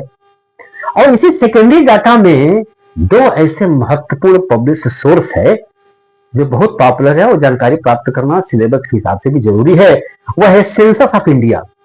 सेंसस ऑफ इंडिया विशेष रूप से ये एक ऐसा सेकेंडरी डाटा है जिसमें कि आपके देश के विषय में जो डेमोग्राफिक स्ट्रक्चर है वो पूरी जानकारी प्राप्त होती है, वहां से हर तरह की जानकारी प्राप्त है, टोटल आपकी जनसंख्या कितनी है प्राप्त होती है, जेंडर वाइज जनसंख्या कितनी है प्राप्त होती है ना, ग्रुप वाइज जनसंख्या प्राप्त होती है वहां पर, ठीक है। साथ ही साथ बर्थ रेट प्राप्त होता है, डेथ रेट प्राप्त होता है, यानी अधिकांशतः जो जनसंख्या का स्ट्रक्चर वहां से प्राप्त होता है, और हर 10 साल के बाद वहां ये गणना की जाती है। आप ये बात कह सकते हैं कि सर आपने देश की जनसंख्या की बात की, और जो डाटा पब्लिश था उसका नाम है सेंसस ऑफ इंडिया, इस्तेमाल सेंसस का हुआ होगा कलेक्ट करने के लिए, बिल्कुल हुआ होगा, बहुत होता है, लेकिन इसमें बहुत ज्यादा पैसा खर्च होता है, और इसलिए होता है कि उससे एक्यूरेसी प्राप्त करनी है, इसलिए इसमें सिंपल मेथड का इस्तेमाल नहीं होता है, इसलिए गवर्नमेंट खर्च करती है एक्यूरेसी प्राप्त करने के लिए, और उससे हमें डाटा प्राप्त करता है, किसे कहते हैं, सेंसस ऑफ इंडिया। दूसरा है नेशनल सैंपल सर्वे ऑफिस या ऑर्गेनाइजेशन भी कहते हैं इसको, इसका स्थापना 1950 में हुआ। जितने भी सोशियो इकोनॉमिक डाटा है, यानी वो इंफॉर्मेशन जो सेंसस ऑफ इंडिया के थ्रू प्राप्त नहीं हो सकता है, ठीक है ना, ये राउंड वाइज इसको प्राप्त किया जाता है, और विशेष रूप से इसको शुरुआत करने वाले पीसी महालनोबिस साहब थे, उन्होंने इसे प्राप्त किया। ये दो सोर्स है जिससे कि अधिकांशतः डाटा आपको प्राप्त हो सकता है। तो आपने अभी क्या देखा, आपने देखा collection of data, first one. अब देखिए नेक्स्ट वन है ऑर्गेनाइजेशन ऑफ डाटा। तो आपने जो डाटा प्राप्त किया, ठीक है ना, ये डाटा एक्चुअल में रॉ डाटा है, यानी सही ढंग से कहा जाए तो आप पूरा मान लीजिए कि एक साथ सभी डाटा को आपके सामने फैला दे। अब मैं पूछूं बताइए क्या करना है आपको, मुझे समझ में नहीं आ रहा क्या करें इसका, कोई सूचना प्राप्त नहीं हो रहा है आपको, ठीक है। क्यों? क्योंकि वो स्केटर्ड है, बिखरा हुआ है। आप कह सकते हैं कि साइंटिफिक नहीं है, बिखरा हुआ है, हमारे किसी काम का नहीं है, हम क्या करेंगे लेकर के। अब मान लीजिए हम बताना भी शुरू करें, लगे बताने की जनसंख्या इतनी है, कोई बताए इंडस्ट्री इतनी है, कोई बताए क्या चोर इतने हैं, ईमानदार इतने हैं। अब बोले क्या हम करेंगे सब लेकर के, आप किसी काम में नहीं आएगा तो हम क्या करेंगे। अब वास्तव में उस डाटा को जो समझ में नहीं आ रहा है, जिसको हमने कलेक्ट किया है, उसको मीनिंगफुल बनाएंगे। कैसे? सजा करके, साइंटिफिक ढंग से अरेंज करके, व्यवस्थित करके। और यही काम को करने का जो तरीका होता है उसे कहते हैं ऑर्गेनाइजेशन ऑफ डाटा। इसमें से जो डाटा ऑर्गेनाइज करते हैं, जो हमें प्राप्त होता है, उसमें से कुछ ऐसे टर्म्स होते हैं जिसकी मीनिंग जानना बहुत जरूरी होती है। क्वेश्चन पूछा भी जाएगा क्या कि जो ऑब्जर्वेशन हुआ है डाटा कलेक्शन के समय में, उसमें से आप कहते हैं कि ये वेरिएबल से ये वेरिएबल से ये वेरिएबल से, यानी आइटम्स को वेरिएबल बोलना शुरू कर दिया। अब आइटम्स को आपने वेरिएबल बनना शुरू कर दिया, वो क्या है भैया, है ना। तो आप सीधी सी बात है कि अगर आप ये जानना चाहते हैं कि किसी देश में, ठीक है, 100 क्विंटल मान लीजिए गेहूं है, 100 क्विंटल गेहूं कब? 2022 में। तो ऐसे कंडीशन में 2022 में 100 क्विंटल जो गेहूं है, क्वांटिटी इंफॉर्मेशन आपको मिल गया। अब ये वेरिएबल है कि नहीं ये जानना चाहते हैं, ठीक है। या आप मान लीजिए ये जानना चाहते हैं कि हमारे देश में कम से कम 10 करोड़ ऐसे लोग हैं जिनकी उम्र 20 साल तक है, तो क्या ये वेरिएबल है कि नहीं है। तो किसी भी आइटम को पहचानना है कि वेरिएबल है कि नहीं है, तो पहला लक्षण है कि ये चेक करिए कि उसका मेजरमेंट हो सकता है कि नहीं, ठीक है। और दूसरा लक्षण क्या है, मेजरमेंट हो जाए, साथ ही साथ समय के साथ साथ, समय बीतने के साथ साथ उसमें कुछ परिवर्तन हो रहा है कि नहीं हो रहा है, कुछ चेंज हो रहा है कि नहीं हो रहा है। जैसे मान लीजिए कि किसी एक ही बच्चे को आप ले लेते हैं और मैंने कहा कि इस बच्चे की हाइट 5 फीट 2 इंच है, अभी आपने मेजरमेंट किया। 4 साल के बाद अगर फिर मेजरमेंट करते हैं, समय बीतने के साथ साथ, और हाइट बढ़ गई, इसका मतलब क्या कि मेजरमेंट करने के बाद मेजरमेंट में समय के साथ चेंज भी हुआ, तो हाइट ऑफ द स्ट्रिंग क्या हो गया, वेरिएबल हो गया। ये हो गया वेरिएबल की मीनिंग, क्या कि ऐसी आइटम जिसका हम मेजरमेंट कर सके और समय के साथ साथ तो बदलता जाए, उसे हम कहते हैं वेरिएबल। अब वेरिएबल दो तरह का होता है स्टैटिस्टिक्स में, पहला होता है डिस्क्रीट वेरिएबल और दूसरा होता है कंटीन्यूअस वेरिएबल। अब डिस्क्रीट वेरिएबल और कंटीन्यूअस वेरिएबल, ये क्या होता है कि जो वेरिएबल्स कंप्लीट नंबर में हो, जो जंप करे, जैसे 2 4 5 6 7 8, तो ये क्या होता है, ये डिस्क्रीट वेरिएबल होता है। और जिसको हम फ्रैक्शन में बता सकें, जैसे रेनफॉल है, हम बता सकते हैं क्या कि 20.5 सेंटीमीटर बारिश हुआ, ठीक है। तो ऐसे कंडीशन में जिस आइटम को, जिस वेरिएबल को हम फ्रैक्शन में बता सकें, उसे हम कंटीन्यूअस कहते हैं। इस तरह से दो तरह के वेरिएबल्स आपको मिलेंगे। अब सवाल उठता है कि जो डाटा है उसे मीनिंगफुल आप बनाएंगे कैसे, ताकि आपके समझ में आ जाए। तो मीनिंगफुल बनाने के लिए आप क्या करते हैं, आप जितनी भी डाटा होता है उनके कैरेक्टरिस्टिक्स के हिसाब से, उनकी विशेषता के हिसाब से उनको कुछ भागों में बांट देते हैं। उन भाग को हम क्लास कहते हैं, ठीक है। और जिस आधार पे आप बांटते हैं, उसे हम क्लासिफिकेशन कहते हैं। तो जब उनकी विशेषता के आधार पर जितने भी आइटम्स होते हैं किसी ऑब्जर्वेशन के, किसी यूनिवर्स के, और उनको जब आप डिफरेंट क्लासेज में अरेंज कर देते हैं तो उस प्रोसेस को क्लासिफिकेशन कहते हैं और ग्रुप को क्लास कहते हैं। अब किस आधार पर क्लासिफाइड करेंगे, ग्रुप में बनाएंगे, तो ये हो जाता है मेथड ऑफ क्लासिफिकेशन। तो पहला है chronological classification of the data, यानी समय के आधार पे अब यदि ग्रुप बनाए, मान लीजिए कि 2010 में इंडिया में फूड ग्रेन्स का प्रोडक्शन इतना हुआ, तो 2010 का डाटा एक जगह आपने रखा। 2012 में इतना हुआ तो 2012 में आपने इतना रखा। इस तरह से समय के हिसाब से आपने उस क्वांटिटी इंफॉर्मेशन को उस ग्रुप में डाल दिया, तो उसे कहते हैं क्रोनोलॉजिकल क्लासिफिकेशन ऑफ डेटा। अब गेहूं का प्रोडक्शन हुआ, यूपी में कुछ और हुआ, पंजाब में कुछ और हुआ, महाराष्ट्र में कुछ और हुआ। यूपी के हिसाब से, पंजाब के हिसाब से, महाराष्ट्र के हिसाब से अगर उस क्वांटिटी को, उस इंफॉर्मेशन को उसमें रखते हैं तो उसे कहते हैं geographical classification of the data, यानी जगह के हिसाब से, स्पेस के हिसाब से ग्रुप बनाते हैं। अब देखिए, मैंने बार बार कहा ग्रुप बनाया आप तो क्लासिफिकेशन हो गया। तो ग्रुप बनाने के तो समझ में आ जाएगा ना कि एक जाति के लोग एक जगह हैं, एक ग्रुप के लोग एक जगह हैं, तो पहचानने में दिक्कत नहीं होगी, तो कुछ तो मीनिंग बने इसीलिए। दूसरा हो गया क्वालिटेटिव, क्वालिटी के आधार पर, एट्रीब्यूट के आधार पर, ठीक है, कि उनकी ये एट्रीब्यूट है, उनकी ये गुण है, ये क्वालिटी है, इस बेसिस पर आपने बता दिया कि इस क्वालिटी के लोग इतने हैं, इस क्वालिटी के लोग इतने हैं, तो इसे कहते हैं qualitative classification of the data. केवल क्वांटिटी के आधार पर अगर आपने ग्रुप बना दिया, क्वांटिटी, और कैसे क्वांटिटी क्या होता है, अरे भाई एक रेंज ले लिया, माई इनकम है, इनकम का आपने रेंज लेके 1 लाख से 2 लाख के बीच में इतने लोग आते हैं, 2 लाख से 3 लाख के बीच में इतने लोग आते हैं। इस तरह से आपने क्लास बनाया ना, तो आप तो किसी भी आधार पर, किसी भी फीचर के आधार पर आप क्लास बना सकते हैं। लेकिन फिलहाल आपको 4 ऐसे आधार दिए गए जिससे कि आप डाटा को ग्रुप में बना सकते हैं। चलिए, आपने डाटा को क्लास में डाल दिया और जिस तरह से डाला उसे हम क्लासिफिकेशन कहते हैं। और वहीं अगर साइंटिफिक और सिस्टमेटिक ढंग से अरेंज करके आपने डाल दिया ना, तो उसे हम सीरीज कहते हैं। अब ध्यान दिए, एक एक करके आप कुछ उसमें जब फीचर्स ऐड करते जाएंगे तो अपने आप सबका डेफिनेशन मिलता जाएगा साइंटिफिक, तब कभी भूलेगा नहीं, आपको याद रहेगा हमेशा। तो सीरीज बनता है। और सीरीज के बनाने के कई बेस होते हैं, कई आधार होते हैं, लेकिन आपके सिलेबस में जो आधार होता है उस बेसिस पे 3 भागों में बांट दिया जाता है। पहला होता है individual observation of the series, दूसरा होता है डिस्क्रीट सीरीज, और तीसरा होता है कंटीन्यूअस सीरीज। ठीक है, ये कंटीन्यूअस सीरीज होता है। अब देखिए, जो इंडिविजुअल सीरीज होता है ना, अब ध्यान दीजिएगा। अब इंडिविजुअल सीरीज में आपने बताया, हमने आपको बताया कि सीरीज क्या होता है।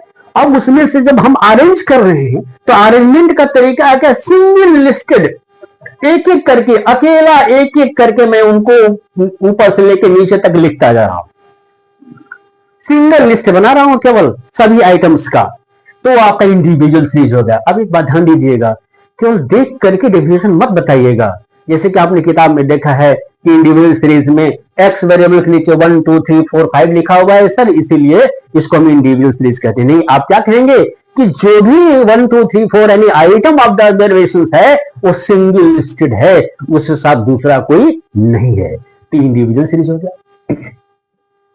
अब मान लीजिए कि 1 2 3 4 5 6 अकेला नहीं है, 1 के साथ कई 1 हैं, 2 के साथ कई 1 है, 3 के साथ कई 3 हैं, 4 के साथ कई 4 हैं।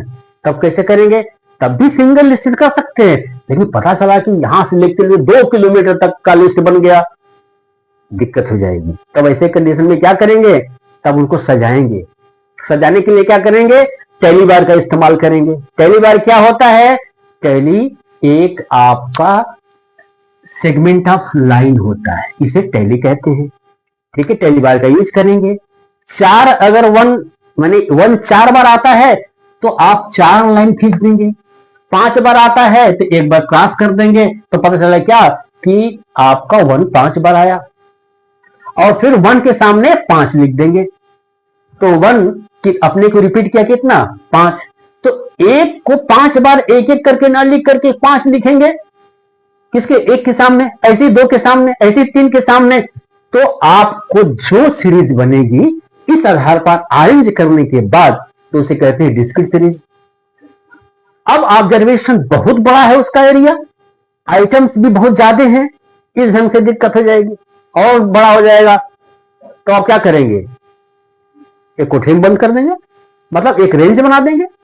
नहीं भाई, अब 1 से देखते हैं तब भी बहुत हो जाता है, लंबा चौड़ा हो जाता है और ये मीनिंगलेस हो जा रहा है, मीनिंगफुल में बनाना है, ये दिक्कत आ जा रही है। तो आप क्या करेंगे, आप एक रेंज बना देंगे। क्या आप रेंज बनाएंगे कि नहीं भाई, आप 0 से लेकर के 5 तक की जितने भी आइटम्स हैं सबको इसी में डालो।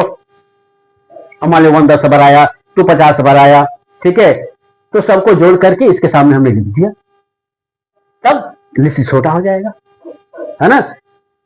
अब ऐसे कंडीशन में जब हम देखेंगे तो क्या हो जाएगा, कॉन्टिन्यूअस सीरीज हो जाएगा, है ना। तो ऐसी सीरीज में जिसमें कॉन्टिन्यूअस वेरिएबल हो और ऐसी सीरीज में जिसमें डिस्क्रीट वेरिएबल हो, वो डिस्क्रीट सीरीज, ये क्या हो जाएगा, कॉन्टिन्यूअस सीरीज हो जाएगा। इस ढंग से आप डिफाइन कर सकते हैं कि इंडिविजुअल सीरीज क्या होता है, डिस्क्रीट क्या होता है, कॉन्टिन्यूअस क्या होता है। और याद रहे, जब भी हम डाटा को एनालाइज करेंगे ना, है ना, तो ऐसे कंडीशन में इन्हीं 3 सीरीज के हेल्प से हमेशा करेंगे और बिना इसका हम कुछ नहीं कर सकते हैं। आगे हम लोग देखेंगे उसके बाद। चलिए, आपने देखा कि जिस ढंग से मैंने अभी काम किया, इस ढंग से ये तो पता चल गया कि जो डाटा पहले बिखरा हुआ था, समझ में नहीं आया था, अब कुछ समझ में आने लगा। लेकिन फिर भी कुछ ऐसे लोग हैं जिनके समझ में नहीं आया, है ना। तो अब क्या कहेंगे, ऐसा है कि तुमको समझ में आया चाहे ना समझ में, हमसे कोई मतलब नहीं है, ऐसा बोल सकते हैं क्या? आप बोल सकते हैं, लेकिन मैं टीचर हूं, मैं नहीं बोलूंगा। वैसे ही मैं बोलूंगा, मेरा सिर्फ बोल देंगे सीधे, ठीक है। तो मैं ये काम नहीं करूंगा, मैं आपको समझाऊंगा, मैं बिल्कुल इरिटेट नहीं होगा, मैं आपका हेल्प करूंगा, ठीक है।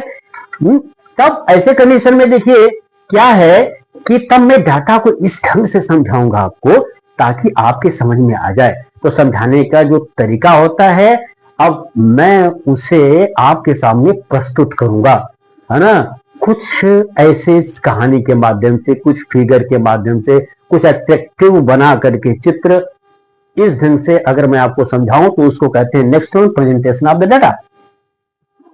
अब मान लीजिए कि पहले की तरह कहानी के माध्यम से मैं आपको समझाऊं, है ना, कि एक देश था इंडिया, इंडिया में 10 लोग रहते थे और उस समय विकास की तरफ बहुत से, सबके पास अच्छे कपड़े थे, वगैरह वगैरह वगैरह।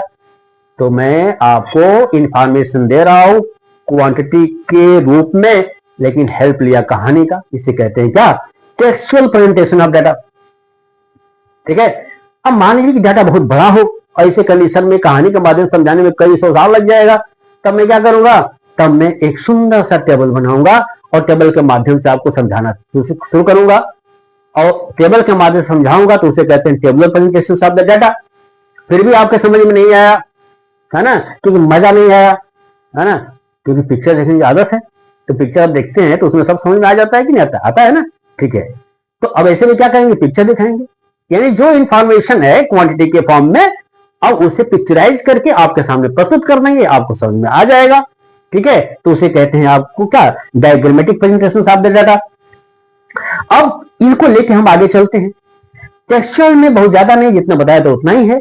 आपके सिलेबस में tabular presentation of the data है, इसके विषय में आप जानना चाहेंगे टेबल क्या होता है।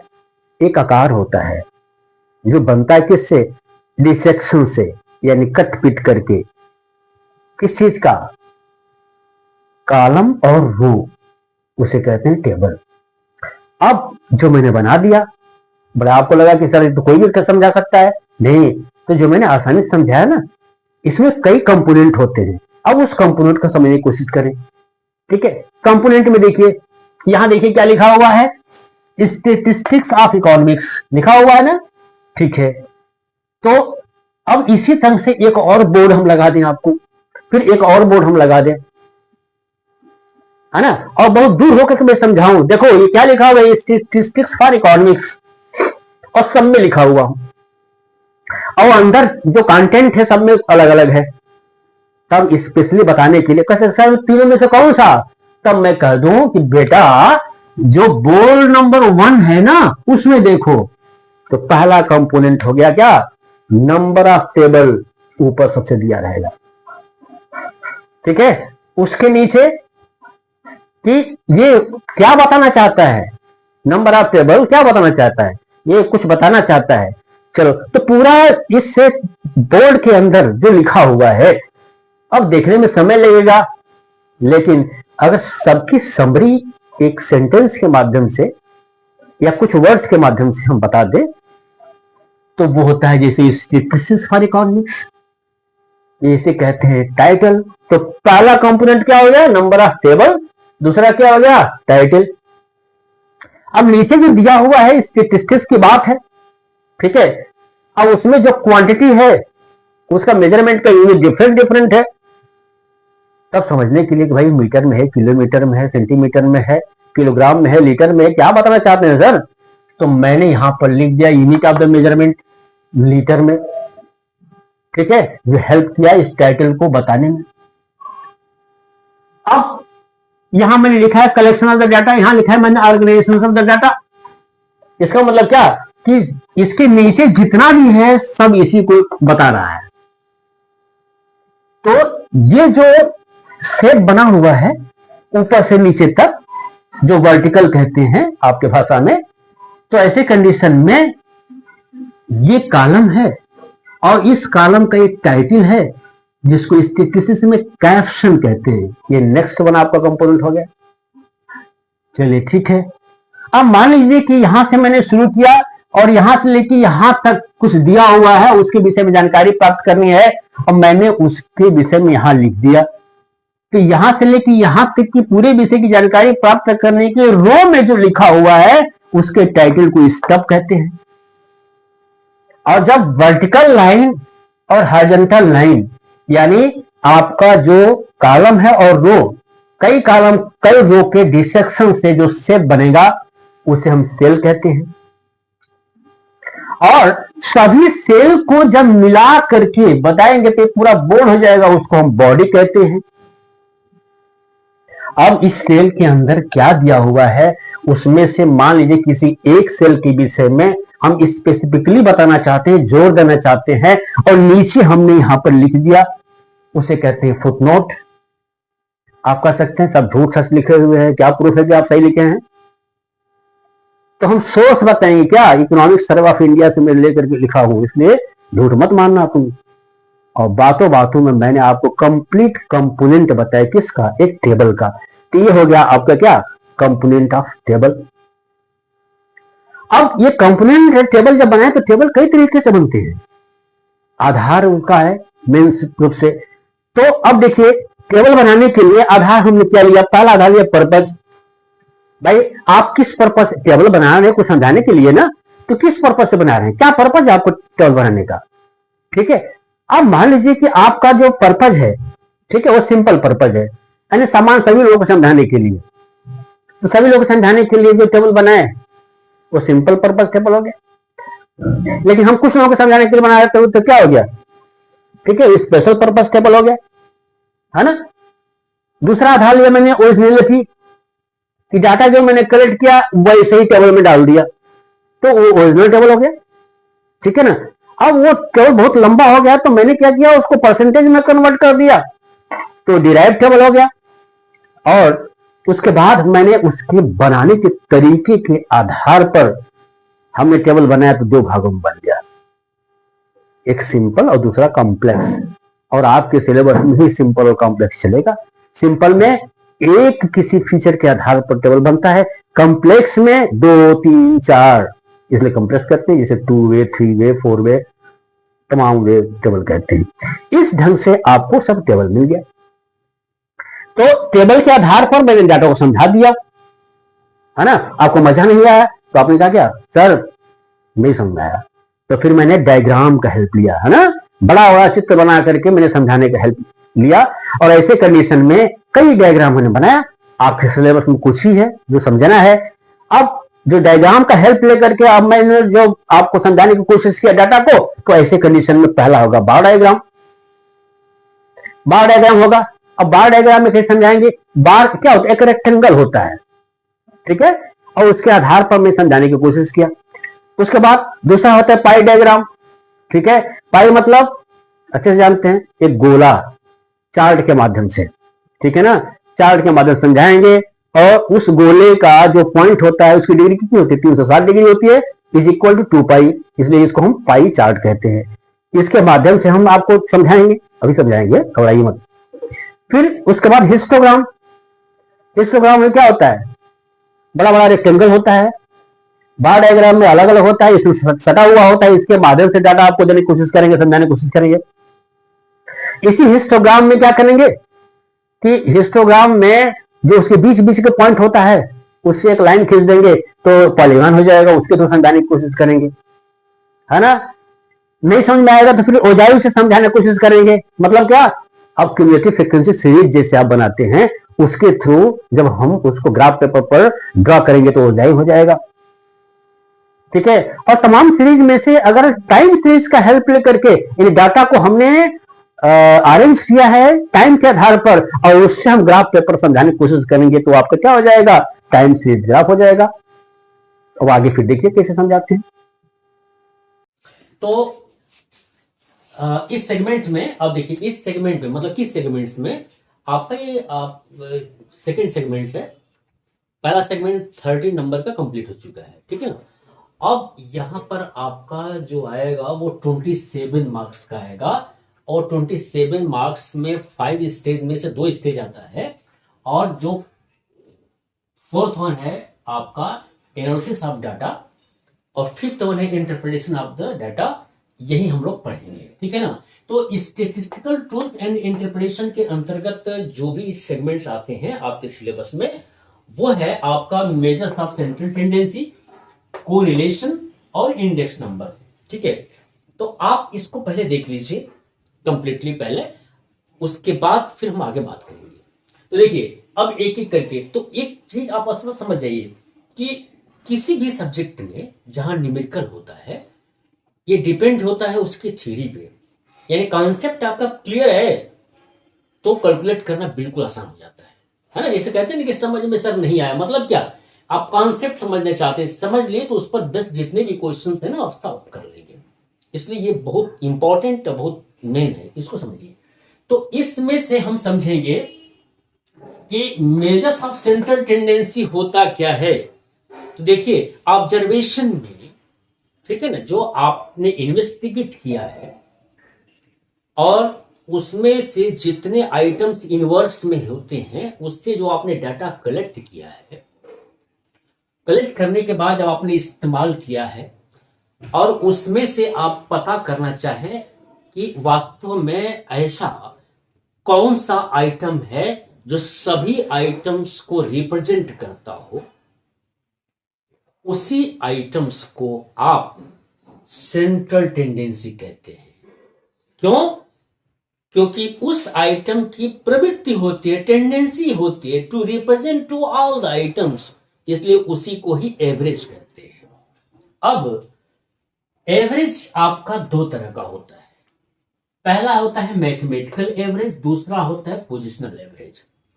मैथमेटिकल एवरेज की खासियत होती है कि इनवर्स में जितने भी आइटम्स होते हैं सभी आइटम्स का सहारा ले करके उस आइटम को ढूंढा जाता है जो सबको रिप्रेजेंट करता है, इसलिए ये हर आइटम पर बेस्ड होता है। उसमें से आपके सिलेबस में केवल अर्थमेटिक मीन है।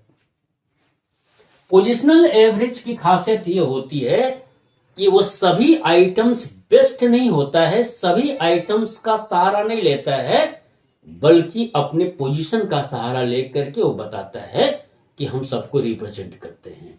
और आपके सिलेबस में 2 होता है, मीडियन और मोड होता है।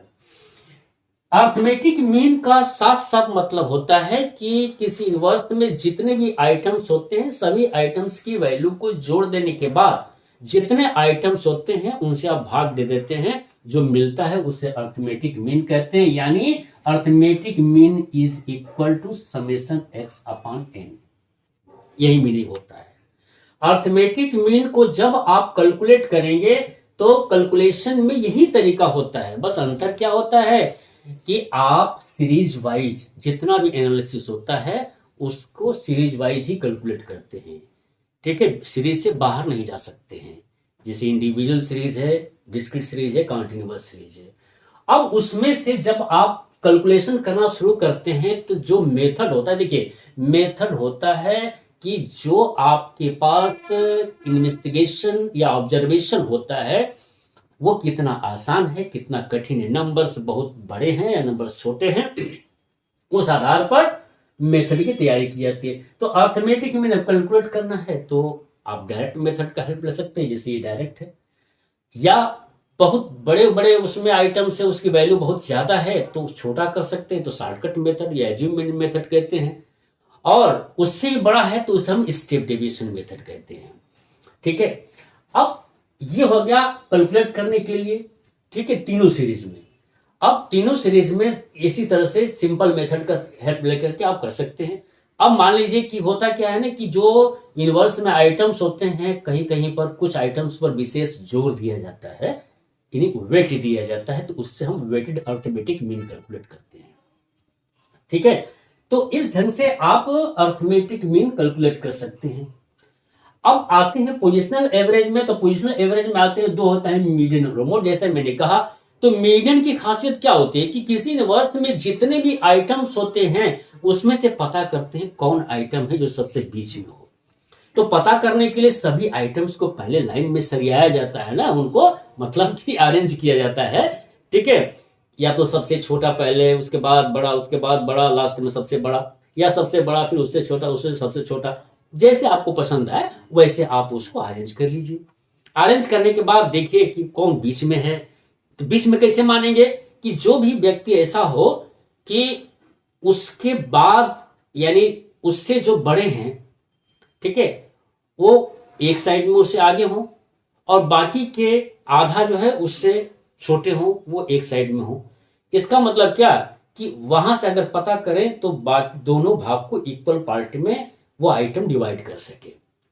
ठीक है, तो इस ढंग से वो जो डिवाइडर होगा उसी को ही मीडियन कहेंगे। तो उसके लोकेशन, उसके पोजीशन के आधार पर हमने पता कर लिया कि वो बीच में है। अब मीडियन को भी हम सीरीज वाइज ही कैलकुलेट करते हैं, चाहे इंडिविजुअल हो और चाहे डिस्क्रीट हो, चाहे कॉन्टिन्यूअस हो। बस अंतर क्या होता है कि कैलकुलेशन में हम पता करते हैं कि वो कहां है। तो ठीक है, देखते हैं ना कहीं कहीं जैसे कुछ जगह बताने के लिए एरो दिया होता है, इसी तरह से कैलकुलेट करने के लिए इसमें बताया जाता है कि आपका मीडियन का साइज कहां है, यानी साइज ऑफ मीडियन। तो इसमें भी आपको तीनों series, individual series, discrete series और कॉन्टिन्यूअस सीरीज के थ्रू आपको बता दिया जाएगा कि वो कहां है। अब आते हैं मोड पर। तो मोड को बताने के लिए हम क्या करते हैं, मोड को बताने के लिए पहले हम पता करें मोड होता क्या है। यानी किसी भी यूनिवर्स में जितने भी आइटम्स होते हैं हम पता करें कौन आइटम है जो सबसे अधिक बार अपने को दोहराया हो, रिपीट किया हो। वही आइटम क्या होता है, मॉडल वैल्यू होता है। ठीक है, जिसको हम जेड से इंडिकेट करते हैं। ठीक है, अब ऐसे कंडीशन में हमें पता करना पड़ता है। तो ये भी हो सकता है क्या कि कोई ऐसा आइटम हो जिसमें वो अकेला ना हो जो सबसे अधिक बार अपने को रिपीट किया हो, उससे और भी आइटम्स हैं जो उतने बार वो भी किया हो। मान लीजिए कि किसी में अगर 10 आइटम हैं, 10 में से एक नहीं बल्कि 2 आइटम बराबर के हिस्से में सबसे अधिक अपने को रिपीट किए हैं, तो क्या मॉडल वैल्यू 2 होगा? नहीं। तो ऐसे कंडीशन में क्या होता है ना कि दूसरा तरीका फॉलो किया जाता है पता करने के लिए, है ना। तो पता करने के लिए देखा जाता है कि उसके आगे और पीछे के जो आइटम है वो कितना प्रभावी करते हैं। इस ढंग से हम उसमें ग्रुपिंग मेथड का इस्तेमाल करके वो पता हम कर सकते हैं। ठीक है, तो जहां हम लोग प्रैक्टिकल करेंगे वहां पर ये बातें आ जाएगी। ठीक है, उससे हम मोड कैलकुलेट कर सकते हैं। ठीक है, अब मोड कैलकुलेट आपका हो गया, मीडियन भी कैलकुलेट आपका हो गया। अब आते हैं कोरिलेशन में।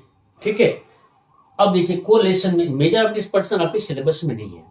जब आप कोरिलेशन में आते हैं तो आप क्या बताना चाहते हैं कि कोरिलेशन से पहले आप यूनिवेरिएट स्टडी आपने किया, मतलब एक वेरिएबल का आपने एनालिसिस किया अकेले, लेकिन यहां पर 2 वेरिएबल का एनालिसिस करेंगे। तो 2 का करेंगे तो ऐसे करेंगे जैसे पता चले कि एक में अगर कुछ चेंज है तो क्या दूसरे पर प्रभाव डाल रहा है। अगर इस तरह की रिलेशनशिप का अध्ययन करना चाहते हैं उसे ही कहते हैं कोरिलेशन। और इस कोरिलेशन की अगर बात करें, मीनिंग जैसे मैंने बताया, तो इसके कुछ तरीके, काइंड्स होते हैं, कुछ प्रकार होते हैं।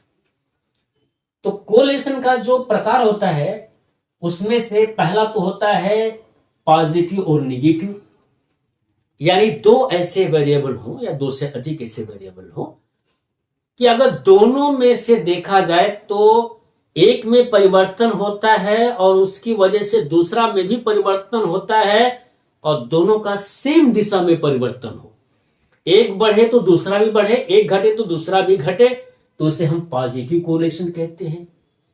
एक में चेंज हो जिस दिशा में है, दूसरे में उसके अपोजिट दिशा में चेंज हो, इस ढंग के रिलेशन को हम नेगेटिव रिलेशनशिप कहते हैं। पहले तो इस तरह से हम बता सकते हैं किसको, कोरिलेशन को। दूसरा प्रकार हो सकता है linear and the curvy linear या नॉन लीनियर। तो मान लीजिए कि दो वेरिएबल्स होते हैं और उसमें से एक वेरिएबल में जो चेंज हो उसी प्रोपोर्शन से दूसरे वेरिएबल में भी चेंज हो, प्रोपोर्शनेट अगर चेंज होता है, और इस हिसाब से दोनों वेरिएबल का हेल्प लेकर के ग्राफ पेपर पर आप जो पॉइंट प्लॉट करके और लाइन खींचेंगे वो स्ट्रेट लाइन मिलेगा, इसीलिए इसे हम लीनियर कहते हैं। Curvy linear and non linear में अगर एक किसी वेरिएबल में जो चेंज होता है और उसकी वजह से दूसरे में जो चेंज हो नॉन प्रोपोर्शनेट हो, प्रोपोर्शनेट ना हो, तो लाइन नहीं बनेगी, सीधी कर्व बनेगा, इसलिए हम कर्वी लीनियर कहते हैं। तीसरा प्रकार हो जाता है सिंपल, मल्टीपल और पार्शियल। सिंपल का मतलब क्या, अगर केवल दो वेरिएबल की हम बात करते हैं, दो वेरिएबल के रिलेशनशिप को अगर अध्ययन करते हैं तो वो सिंपल कोरिलेशन हो जाएगा। दो से अधिक करते हैं तो मल्टीपल कोरिलेशन हो जाएगा, और दो से अधिक करें उसमें से एक को हम कांस्टेंट मान करके दूसरे को देखें कि दोनों में क्या संबंध है, ठीक है, तो वो पार्शियल हो जाता है। ठीक है, इस ढंग से मान लीजिए तीन वेरिएबल्स होते हैं और ऐसे में तीन वेरिएबल्स है, मान लीजिए कि गेहूं का प्रोडक्शन हो गया, रेनफॉल हो गया। अब ऐसे कंडीशन में हम जानना चाहेंगे कि अगर फर्टिलाइजर का इफेक्ट हम हटा दें और गेहूं के उत्पादन का रेनफॉल का क्या संबंध है, इस ढंग की स्टडी करें तो हमारा हो जाएगा पार्शियल कोरिलेशन। ये रहा आपका काइंड्स ऑफ कोरिलेशन। अब डिग्री देखिए, यानी डिग्री का मतलब ये होता है कि अगर दो या दो से अधिक वेरिएबल्स हों और ऐसे कंडीशन में हम एक का प्रभाव दूसरे पर जानना चाहें तो कितने वॉल्यूम तक प्रभाव किया, यानी कितने तक उसके प्रभाव जो है क्वांटिफाइड हुए, कितनी मात्रा में प्रभावित किया, इस ढंग से उसे हम तीन भागों में बांट सकते हैं। पहला है परफेक्ट, दूसरा है जीरो और तीसरा है लिमिटेड। यानी परफेक्ट कोरिलेशन, परफेक्ट कोरिलेशन का मतलब हुआ कि एक किसी वेरिएबल में अगर चेंज होता है और उसकी वजह से दूसरे वेरिएबल में जो चेंज हो वो प्रोपोर्शनेट हो, इस ढंग से वो परफेक्ट होगा। अब अगर एक किसी वेरिएबल में चेंज जिस दिशा में हो दूसरे में भी उसी दिशा में हो तो परफेक्ट पॉजिटिव हो जाएगा, और एक वेरिएबल में चेंज और फिर प्रोपोर्शनेट चेंज दूसरे वेरिएबल में हो लेकिन अपोजिट डायरेक्शन में हो तो परफेक्ट निगेटिव कोरिलेशन हो जाएगा। दूसरा, यहां पर जीरो कोरिलेशन, कभी भी इसको नो कोरिलेशन मत कहिएगा, ठीक है। जीरो कोरिलेशन का मतलब क्या होता है कि अगर किसी एक वेरिएबल में चेंज हो और उसकी वजह से दूसरे में क्या चेंज हो ये पता न चले तो उस कोरिलेशन को हम जीरो कोरिलेशन कहते हैं। तीसरा है लिमिटेड कोरिलेशन। अब देखिए इसमें क्या है कि किसी एक वेरिएबल में अगर चेंज हो, ठीक है, मान लीजिए कि गेहूं के उत्पादन में चेंज होता है रेनफॉल की वजह से, और ऐसे कंडीशन में रेनफॉल में जितना परिवर्तन हो उतना परिवर्तन गेहूं के प्रोडक्शन में न हो, उससे कम या उससे अधिक हो, इसका मतलब कि ये लिमिटेड चेंज होगा, लिमिटेड डिग्री मानी जाएगी। और ये भी तीन तरीका का होता है, हाई, मॉडरेट और लो। हाई कम माना जाएगा कि एक वेरिएबल में चेंज होने की वजह से दूसरे वेरिएबल में अगर चेंज हो, चाहे जिस डायरेक्शन में चेंज हो, ठीक है, लेकिन उसके बराबर ना बल्कि उससे कम या अधिक हो। लेकिन अगर मेजरमेंट करते हैं कोएफिशिएंट ऑफ द कोरिलेशंस की और उसकी वैल्यू आती है 1 और 0.75 के बीच में, तो इसे हम कहते हैं हाई डिग्री ऑफ कोरिलेशन। और अगर यही चीजें जो चेंज हो एक किसी वेरिएबल में और दूसरे में उससे कम या उससे अधिक बराबर चेंज ना हो, लेकिन अगर उसकी डिग्री का कैलकुलेशन करने के बाद पता चलता है कि 0.75 और 0.25 के बीच में हो तो उसे हम मॉडरेट कहते हैं, और 0.25 और 0 के बीच में हो तो उसे हम लो कहते हैं। इस ढंग से हम डिटरमाइन कर सकते हैं कि डिग्री कितनी होगी। अब देखिए ये जितने भी है ना, यही सभी आपका कैलकुलेशन में हेल्प करेगा डिटरमाइन करने के लिए। अब आते हैं मेथड पर, यानी कैसे हम पता करेंगे कि एक वेरिएबल की वजह से दूसरे वेरिएबल में चेंज हो रहा है कि नहीं। तो 3 तरीके हैं। पहला तरीका है आपका स्कैटर्ड मेथड। स्कैटर्ड मेथड ने शुरू में इसको पता किया गया था, तो उस समय ग्राफ का हेल्प लिया गया था। ग्राफ हेल्प मान ली 2 वेरिएबल्स होते हैं, अब 2 वेरिएबल्स में अगर हम चेंज पता करना चाहें किस पे, ग्राफ पेपर पे, तो हम एक्स और वाई एक्सिस के थ्रू हम क्या करेंगे, पॉइंट प्लॉट करेंगे। पॉइंट प्लॉट करने के बाद अगर इस ढंग का पॉइंट आता है, यानी सीधी एक लाइन क्रिएट करती है और अपवर्ड की तरफ जाता है, तो ये आप कह सकते हैं पॉजिटिव कोरिलेशंस, ठीक है। और एक लाइन सीधी रहती है तो ऊपर की तरफ जा रही है, एक दिशा में ऊपर जाए या चाहे नीचे जाए तो पॉजिटिव परफेक्ट होता है। और यही अगर पॉइंट इस ढंग से आए, ऊपर से नीचे या नीचे से ऊपर जाता है, तो आपका नेगेटिव परफेक्ट कोरिलेशंस होता है, ठीक है। और यही चीजें मान लीजिए कि लाइन दिखाई दे रहा है, अब इस लाइन में सीधे पॉइंट जो हैं जितने बनते हैं वो लाइन न क्रिएट करके बल्कि इस ढंग से करे, ऐसे करे, ठीक है, तो ये आपका लिमिटेड शो करेगा, ठीक है।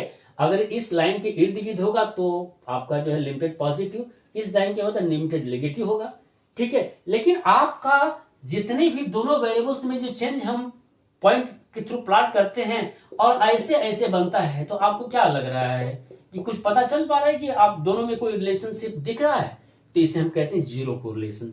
तो ये आपको एक ग्राफ पेपर के थ्रू पता तो चल जाएगा, लेकिन एग्जैक्ट कितनी डिग्री होगी कैलकुलेट करना आसान नहीं है, बहुत कठिन होता है।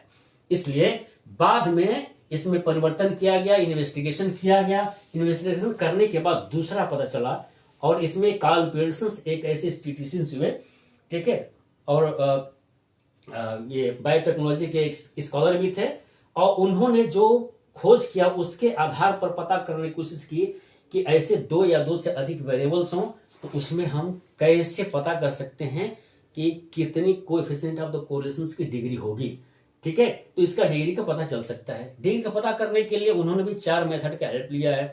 पहले तो डायरेक्ट मेथड, तो डायरेक्ट मेथड में उन्होंने कैलकुलेट कर लिया है, जिसमें स्टैंडर्ड डेविएशंस का हेल्प ले लिया है।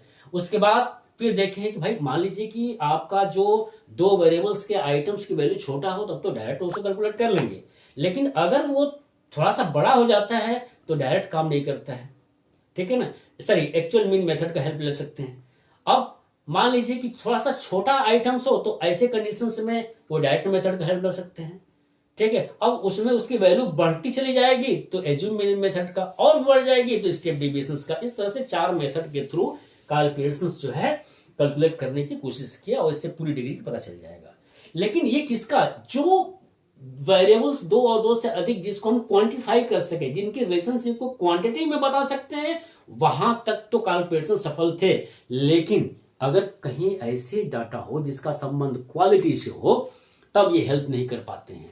तो ऐसे में स्पीयरमैन का रैंक कोरिलेशंस का हम हेल्प लेते हैं, और वहां पर स्पीयरमैन ने क्या किया है कि 2 वेरिएबल या 2 से अधिक वेरिएबल का रैंक तैयार किया। रैंक का मतलब क्या, जैसे मान लीजिए कि अगर मार्क्स की बात करते हैं तो मार्क्स में हाईएस्ट मार्क्स को तो पहला रैंक देंगे, उससे कम दूसरा, उससे कम तीसरा, इस तरह से वो मान लीजिए 2 क्लास है, दोनों क्लास को रैंक में उन्होंने सजा दिया, और रैंक के थ्रू कंपेरिजन करके और तब वो पता कर लेते हैं कि वास्तव में इनमें से कोई आपस में संबंध है कि नहीं है, और इस ढंग से उनको भी डिग्री प्राप्त किया जा सकता है, जिसको हम रैंक कोरिलेशंस कहते हैं। ये तो आपका रहा कोएफिशिएंट ऑफ द कोरिलेशंस का कंप्लीट डिस्क्रिप्शन थियोरेटिकली। इसके बाद लास्ट वन आपका जो चैप्टर है, ठीक है, वो है इंडेक्स नंबर, है ना, बहुत आसान है। देखिए अब मान लीजिए कि 2024 में, ठीक है, पोटैटो की प्राइस 40 रुपया प्रति किलोग्राम था, लेकिन 2025 में 20 रुपया प्रति किलोग्राम हो गया। ठीक है, 20 रुपया प्राइस कम हो गया ना, अब 20 रुपया प्राइस कम हो गया। ठीक है, और ऐसे कंडीशन में आप पता करना चाहें कि पिछले साल की तुलना में इस साल पोटैटो की प्राइस कितना कम हुआ, तो आपने डिफरेंसेस कर लिया, पता आपको चल गया। ठीक है ना, तो एक किसी गुड्स की प्राइस का तो पता आपको चल गया, लेकिन ऐसे कंडीशन में एक से अधिक गुड्स की प्राइसेस हो और दोनों की या तीनों की या सभी की मेजरमेंट का जो यूनिट हो वो अलग अलग हो, और फिर मैं पूछूं कि ये बताइए कि एक साल की तुलना में दूसरे साल में प्राइस घटा है कि बढ़ा है, ठीक है, और कितना घटा है कितना बढ़ा है, तो आपको अलग अलग बताना पड़ेगा। इसलिए हम रिलेटिव मेजरमेंट करते हैं, और रिलेटिव मेजरमेंट करने में यूनिट हट जाती है। ठीक है, मतलब क्या कि अगर मान लीजिए कि अब पिछले साल की तुलना में इस साल, पिछले साल अगर 40 रुपया था, इस साल अगर 20 रुपया है, तो इसमें हमने डिफरेंसेस किया कितना, 20 रुपए का। और ऐसे कंडीशन में लास्ट ईयर में यानी बेस ईयर में कितना था, 40 था। अब इसका हम कंपैरिजन करेंगे जिसमें किसी यूनिट को दिखाई नहीं देगा, और इसी प्राइस रिलेटिव को ही हम इंडेक्स नंबर कहते हैं। तो सीधी सी बात है, इंडेक्स नंबर एक इंडिकेटर होता है, ठीक है, जिसको हम बैरोमीटर भी कहते हैं। वो बता सकता है कि वास्तव में इस समय हमारी आर्थिक स्थिति यानी गुड्स की या सर्विसेज की प्राइसेस का क्या ट्रेंड है, घट रहा है कि बढ़ रहा है और कितना, तो उसको हम पता कर पाते हैं। ठीक है, अब इंडेक्स नंबर का जब मीनिंग पता चल गया, तो इंडेक्स नंबर को कैलकुलेट करने के बाद, तो पहले कैलकुलेशन से पहले इंडेक्स नंबर में हमें सभी आइटम्स का एक ग्रुप बनाना पड़ता है, जो बहुत ही कठिन होता है। ठीक है ना, अब मान लीजिए कि आपको कंज्यूमर्स जो गुड्स को कंज्यूम करते हैं, है ना, तो उन गुड्स को कंज्यूम करने के बाद तो आपको जानना चाहेंगे ना कि पहले की तुलना में इस समय गुड्स सस्ते हैं या महंगे हो गए हैं, तो इसलिए जो जो गुड्स कंज्यूम करते हैं उसका ग्रुप अलग बनाना पड़ेगा। अब मान लीजिए कि जितने भी इंडस्ट्रीज हैं, अब उनके गुड्स की प्राइसेस का पता करने के लिए इंडस्ट्री जो गुड्स की प्रोड्यूस करते हैं उनका इस ढंग से आपको करना पड़ेगा। साथ ही साथ कंपेरिजन करने के लिए देखना पड़ेगा कि किस ईयर से किस ईयर आप कंपेरिजन करते हैं। ऐसा तो नहीं है कि मान लीजिए कि किसी ऐसे ऑड वन ईयर को आपने उठा लिया जिस ईयर में सूखा पड़ा हो या युद्ध के समय की बात हो, तो वो ठीक नहीं रहता है। कॉमन ईयर लिया जाता है जिसे तुलना करने के लिए। ये तमाम बातें होती हैं जिसको हम ध्यान में रख करके और तब हम आइटम्स का ग्रुप बनाते हैं। ग्रुप बनाने के बाद तब हम देखते हैं कि इंडेक्स नंबर, तो इस ढंग से अभी तो जो प्रचलन है इंडेक्स नंबर कैलकुलेट करने के लिए, तो पहला है होलसेल प्राइस इंडेक्स नंबर। इसमें क्या होता है, जैसे मान लो फैक्ट्री है, ठीक है, या जो प्रोड्यूसर्स हैं, तो गुड्स का जो प्रोडक्शन करते हैं बल्क क्वांटिटी में करते हैं, उस समय प्रोडक्शन करने के बाद उनका प्राइस का डिटर्मिनेशन वो जब होता है, वो आप पढ़ चुके होंगे दूसरे सेगमेंट्स में इकोनॉमिक्स के, तो उसको बेस उस प्राइस को बेस माना जाता है। यानी रिटेल प्राइस नहीं लिया जाता बल्कि होलसेल प्राइस लिया जाता है, और होलसेल प्राइस का तुलना करके हम पता कर सकते हैं कि उस समय इंडेक्स नंबर कितना है। सीपीआई मतलब कंज्यूमर प्राइस इंडेक्स नंबर। अब ऐसे में हम देखते हैं कि जो कंज्यूमर्स होते हैं, जो कंज्यूमर का ग्रुप होता है, जिन गुड्स को कंज्यूम करते हैं रिटेल प्राइस पे करते हैं, इसलिए रिटेल प्राइस के बेस पर हम कंपेरिजन करते हैं कि एक साल की तुलना में दूसरे साल तीसरे साल प्राइस घटा कि प्राइस बढ़ा। और विशेष रूप से इसी सीपीआई के आधार पर डीएनएस अलाउंसेज भी तय किया जाता है, महंगाई भत्ता जो कहते हैं ना, मतलब कि अरे यार महंगाई तो बढ़ गई, तनख्वाह तो इतनी है, कैसे खर्च चलेगा, तो यही बताता है ये CPI consumer price index number. और ये इसके घटने इसके बढ़ने पर ही डीएनएस अलाउंसेस घटता है बढ़ता है। नेक्स्ट वन है तीसरा आपका आईआईपी यानी index number of the industrial product. जैसे कि अभी मैंने बताया कि इंडस्ट्रियल प्रोडक्ट मतलब इंडस्ट्री में जिन गुड्स का प्रोडक्शन होता है, अब उनकी क्वांटिटी और उनके प्राइस को चेक किया जाता है, और फिर 2-4 सालों के बीच में या एक साल से दूसरे साल के तुलना में प्राइस घटा कि प्राइस बढ़ा, अगर उसका इंडेक्स नंबर निकालते हैं तो वो आईपी होता है। आईएपी का मतलब होता है index number of the agriculture product, यानी किसान जिन गुड्स का प्रोडक्शन करते हैं, फूड ग्रेन्स हुआ या कैश क्रॉप्स हुआ, अब इनका प्रोडक्शन करने के बाद ये भी तुलना करना चाहेंगे कि किसी ईयर की तुलना में दूसरे ईयर में प्राइस घटा है कि प्राइस बढ़ा है, और उससे जो उनका रिलेटिव प्राइस मिलेगा या इंडेक्स नंबर मिलेगा उसको हम आईएपी कहते हैं। इस ढंग से आप 4 तरह से इंडेक्स नंबर निकाल सकते हैं, यानी आपके सिलेबस में। निकालने का तरीका क्या है, फिर यहां भी 2 तरीका है। एक है आपका सिंपल मेथड, दूसरा है वेटेड मेथड। सिंपल मेथड में भी दो तरीका होता है ना, एग्रीगेटिव सिंपल मेथड और दूसरा होता है price relative method. Aggregative method में सीधी सी बात है कि इसमें बेस ईयर की प्राइस और करंट ईयर के प्राइस की तुलना करते हैं, ठीक है। तो बेस ईयर की प्राइस और करंट ईयर के प्राइस की तुलना करते हैं, और प्राइस इंडेक्स नंबर आप निकाल रहे हैं किसका, P01 का। P01 का मतलब क्या था कि index number of the current year. तो प्राइस इंडेक्स नंबर आप निकालते हैं किसका, करंट ईयर का, ठीक है। तो ये क्या हो गया आपका, हो गया summation P1 upon summation P0 into 100, है ना। इसका मतलब क्या होता है कि फिर आपने क्या किया, प्राइस का तुलना ही किया किसके, बेस ईयर, किसी लास्ट ईयर की तुलना में, ठीक है। करंट ईयर में जो गुड्स की प्राइसेस है वो घटा के बढ़ा चेक कर लेते हैं। ये आपका जो हो गया वो सिंपल मेथड का कौन सा तरीका होता है, एग्रीगेटिव। अब प्राइस रिलेटिव का मतलब होता है कि आपको आर निकालना पड़ता है, यानी प्राइस रिलेटिव मेथड आप मेजरमेंट करेंगे, फिर वही प्राइस इंडेक्स नंबर निकालेंगे आपका, ठीक है। अब जब निकालेंगे प्राइस इंडेक्स नंबर, तो जितने भी गुड्स होते हैं सबका निकालेंगे ना, तो सबका निकाले प्राइस रिलेटिव। तो प्राइस रिलेटिव क्या होता है, ये होता है आपका P1 अपॉन P0 इंटू 100। जितने भी गुड्स होते हैं सबका निकालते हैं और डिवाइड करते हैं नंबर ऑफ आइटम से। इससे होता है आपका दूसरा मेथड जो आप निकाल सकते हैं, ठीक है। सिंपल मेथड से आप निकाल लिए। वेटेड मेथड का हेल्प लेंगे। अब देखिए वेटेड मेथड का हेल्प लेंगे, जैसे कि मैंने कहा था कि जितने भी गुड्स होते हैं ना, सभी की इंपॉर्टेंस एक नहीं होता है, इंपॉर्टेंस डिफरेंट होता है, इस तरह से वेट दिया जाता है, ठीक है। अब जैसे मान लीजिए वेटेड मेथड में फिर वही होता है एग्रीगेटिव और प्राइस रिलेटिव, नहीं वेटेड एग्रीगेटिव मेथड और वेटेड प्राइस रिलेटिव मेथड। तो यहाँ जो वेटेड एग्रीगेटिव मेथड है ना, इसमें बहुत से मेथड्स होते हैं लेकिन तीन बहुत महत्वपूर्ण है। जैसे लेस्पियन ने क्या दिया था, विशेष इंपॉर्टेंस, विशेष जोर दिया था, ठीक है, quantity of the base year पे, ठीक है। इसी तरह से आपका पास्चे ने quantity of the current year पर ज्यादा जोर दिया था, उसको वेट दिया था, और दोनों के बीच जब झगड़ा हुआ तो फीसर ने दोनों का एवरेज निकाल दिया, इसलिए तीन मेथड बन गए। इस ढंग से तीन मेथड से हम ये निकालते हैं एग्रीगेटिव मेथड का। और फिर हम आते हैं यहाँ पर, तो ये प्राइस रिलेटिव मेथड होता है। प्राइस रिलेटिव मेथड इसका मतलब होता है जैसे हमने सिंपल मेथड में हेल्प लिया वैसे ही इस मेथड में भी हम हेल्प लेते हैं, लेकिन हम यहाँ पर वेट कैलकुलेट करते हैं। और यहाँ वेट कैलकुलेट करने के लिए यानी डब्ल्यू कैलकुलेट करने के लिए जब आप यहाँ पर वेटेड मेथड से कैलकुलेट करते हैं क्या, price index number of the current year, तो ऐसे कंडीशंस में निश्चित तौर से आपको वेट कैलकुलेट यानी आपको R W upon summation W करना पड़ेगा। आर होता है प्राइस रिलेटिव होता है, यानी P1 अपॉन P0 इंटू 100 सबका निकालना पड़ेगा। डब्ल्यू दिया है तो ठीक, वेट नहीं तो आपको P0 इंटू Q0 निकालना पड़ेगा। निकालने के बाद तब इसका हेल्प लेंगे और ऐसे में आप वेटेड प्राइस रिलेटिव मेथड से कैलकुलेट कर लेंगे।